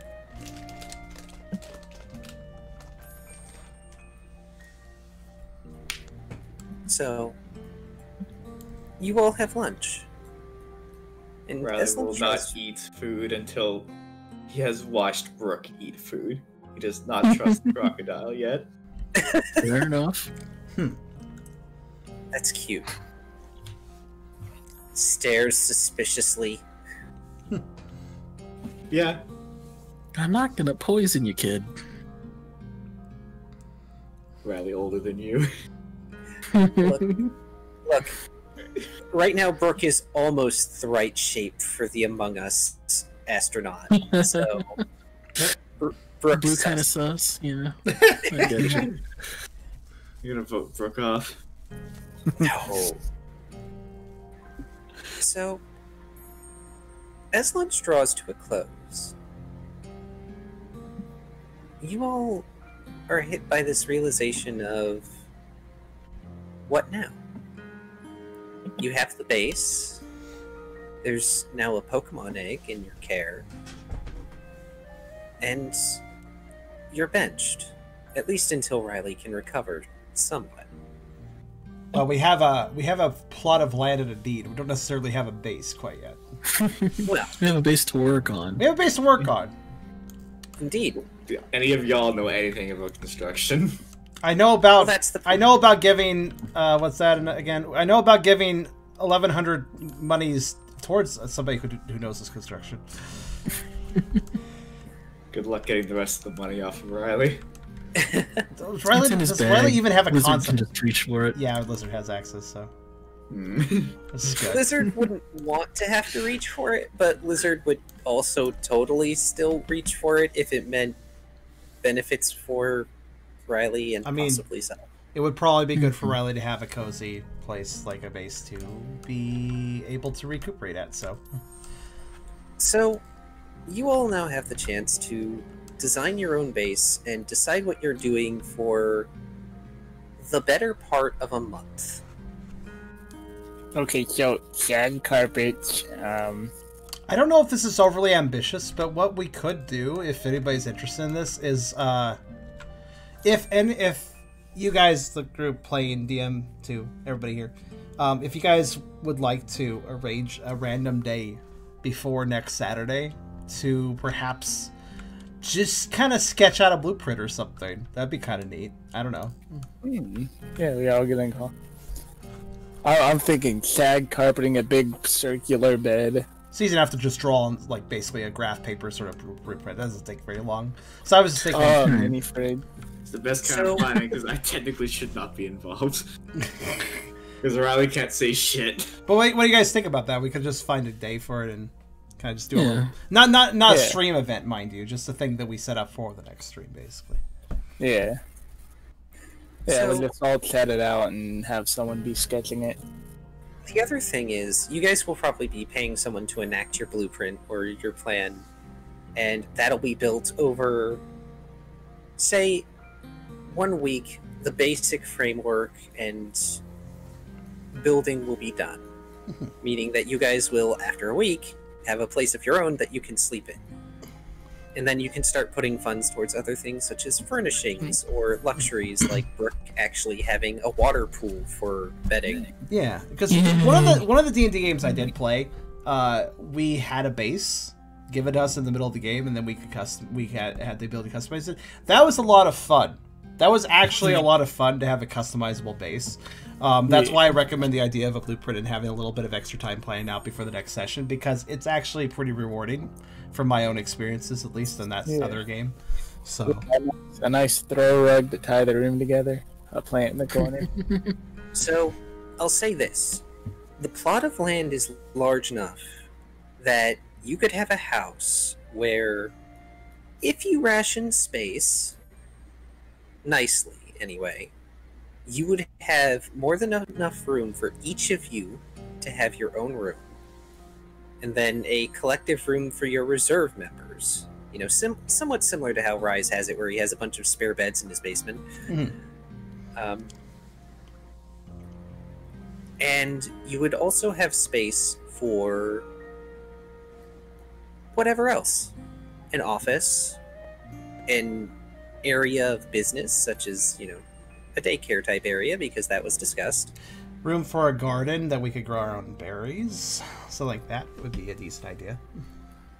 Yes, if you wanted to allot a certain space outside and try and make it work for berries, you could probably try making a berry bush or a berry tree there. There's several nice little like passive bonuses that having a base can offer in a video game, but also in D&D as well. So the other part of this base is you now have enough reserve team members, though all of them are fire type, but I promise you that's coincidence, that they can take on missions of their own. And we can figure this out later, but their standing would help the overall standing of Team Cheer as a whole, even though it wouldn't necessarily net you 4 points towards your next ranking. It would help the standing of Team Cheer as a whole, and it helps net you guys sort of passive rewards whenever you leave and come back. There's also some stuff that will occur over the month that I will get to next session, because I'm pretty sure some people are really interested in seeing Florence appear. Those of you who don't know who Florence is, you will find out. We can delegate missions and like send our minions out and stuff. Yes.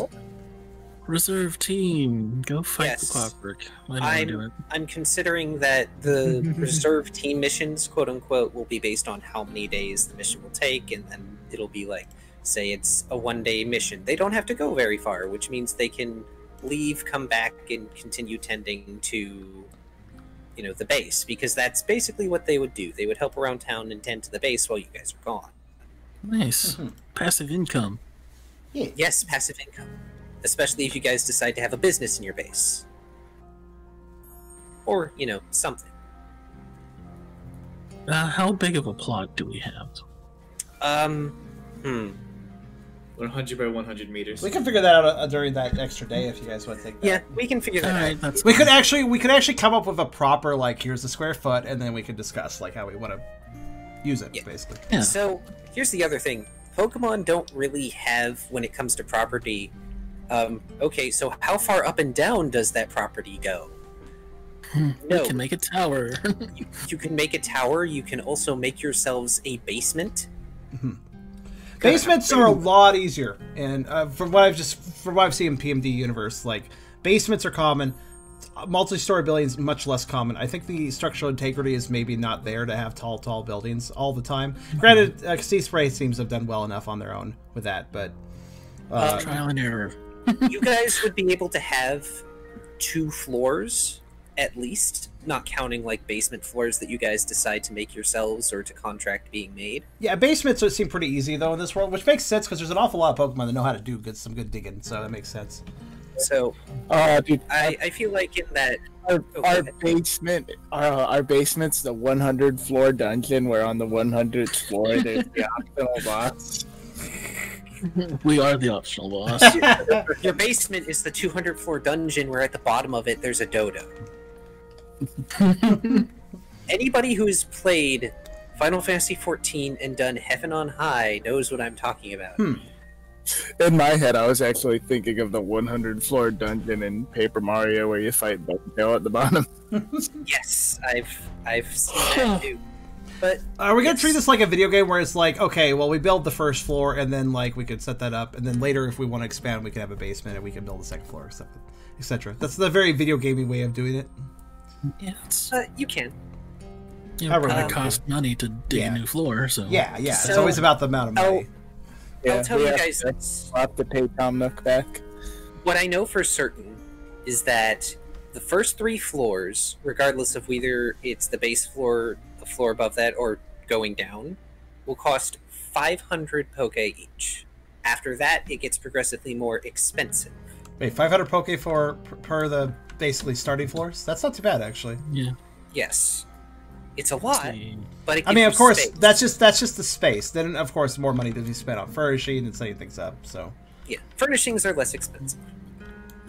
They'll add up, though, probably. It will. But and you guys that's will worth also have the ability to set aside space for instance, Ralph. You could have a research and crafting station. And if any of you decide to try your paws or claws at, say, learning how to make garments or trinkets of any kind, you can have a station for that, and so on and so forth. Put a crafting table on our base. Except it's not made of 4 planks of wood. And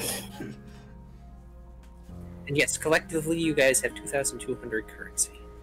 2,200 Zame.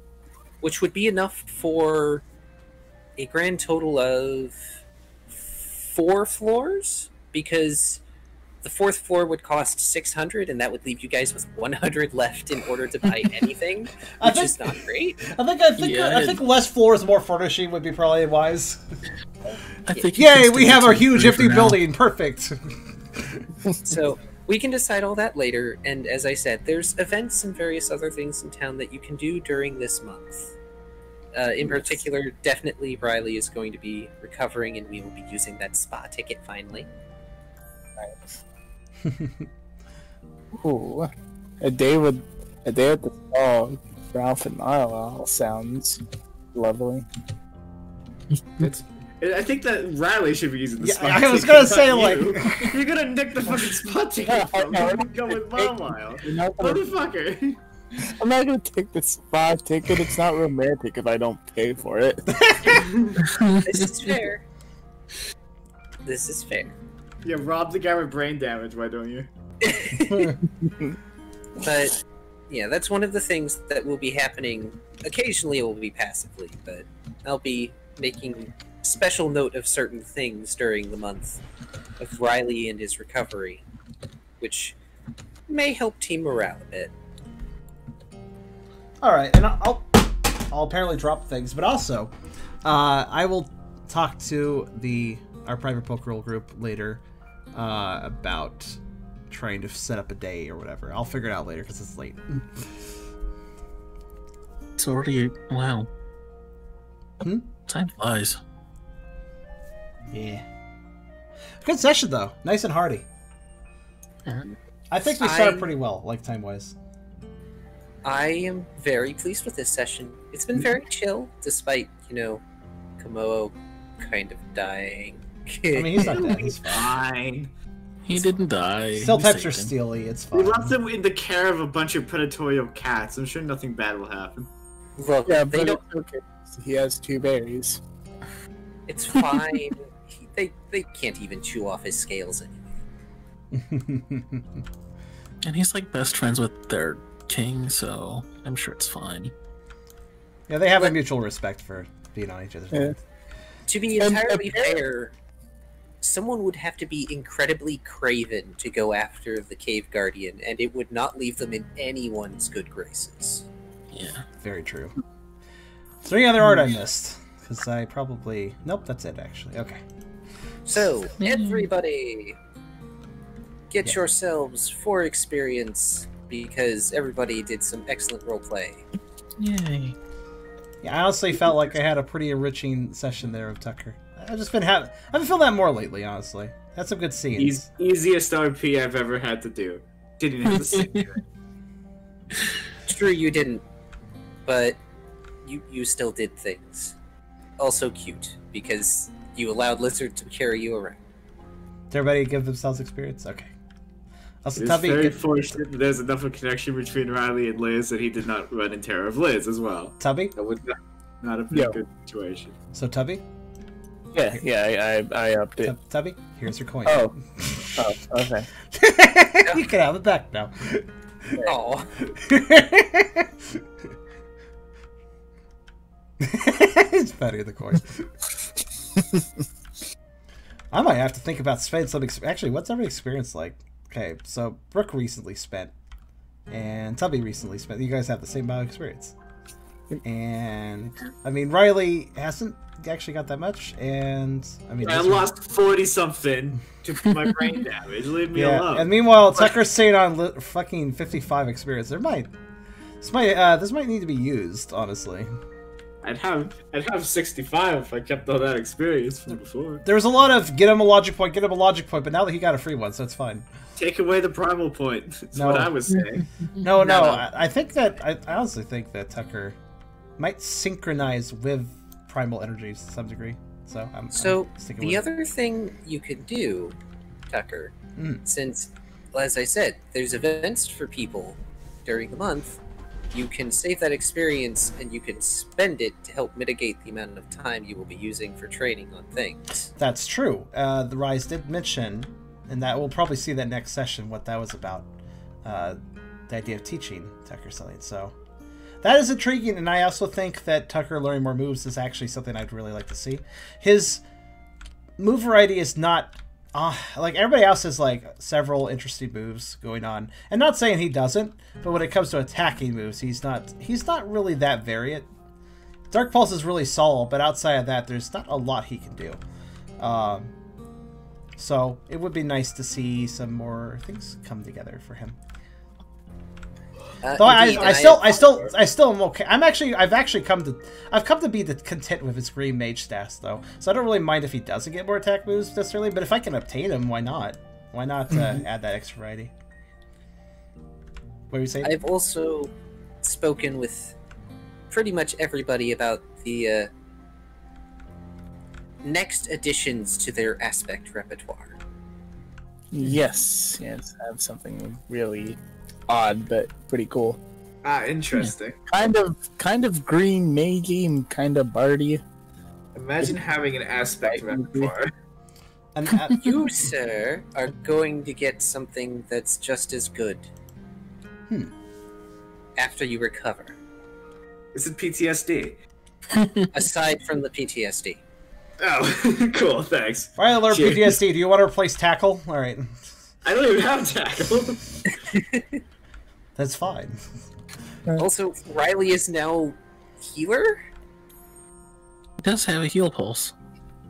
True. Yeah, but if I use it, I'll crush my own will again, and I don't think anyone wants that. I don't think that you will crush your will every single time of using it. I think it was just the circumstances around it that let you crush your will. No, it drains a will to use healing moves. Literally? Yes. Oh, well, if you have will to spare, though, that's fine. I don't. I got one. I mean, yeah, I have a max 4. You'll be fine later. But I've only got one. For now. After you recover, it's fine.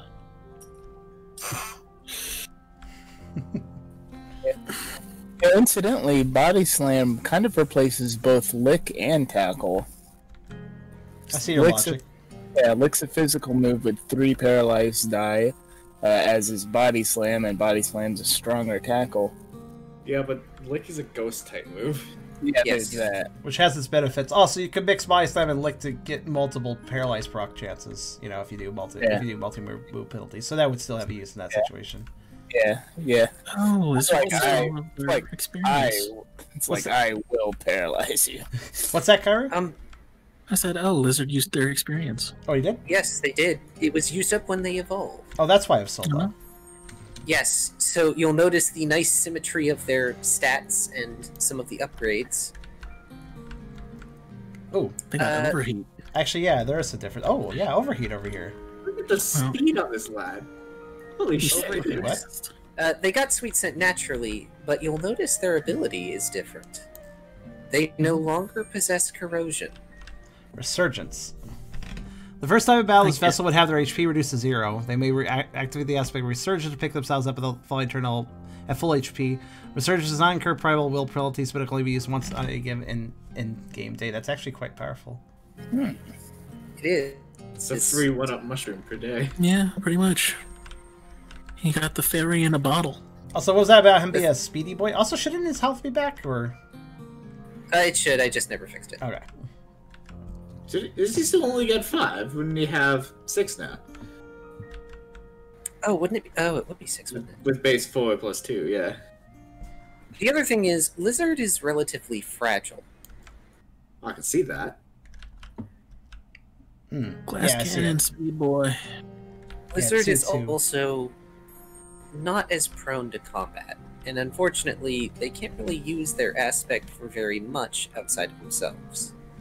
They do have an ability for it, I just didn't make a card for it yet. That's fair. I still can't get over the fact that now Liz is canonically significantly smarter than Riley is. But how did he get there? Because of Riley. No brain left. Also, I wonder if Lizard's gold bar... I wonder if Friggy's has some interesting furniture for stuff. I don't know. Do we want furniture that comes from Kafakrikas? I have a great coffin! Give gold bar to Kafakrigas. Kafakrigas is your new couch. Ah, okay, time to burn the house. Yeah, Lizard probably wouldn't go near Kafagrigus in Riley's current state. They probably give the gold bar to somebody else in order for them to use it. Tucker ain't scared of no ghosts. It's fine.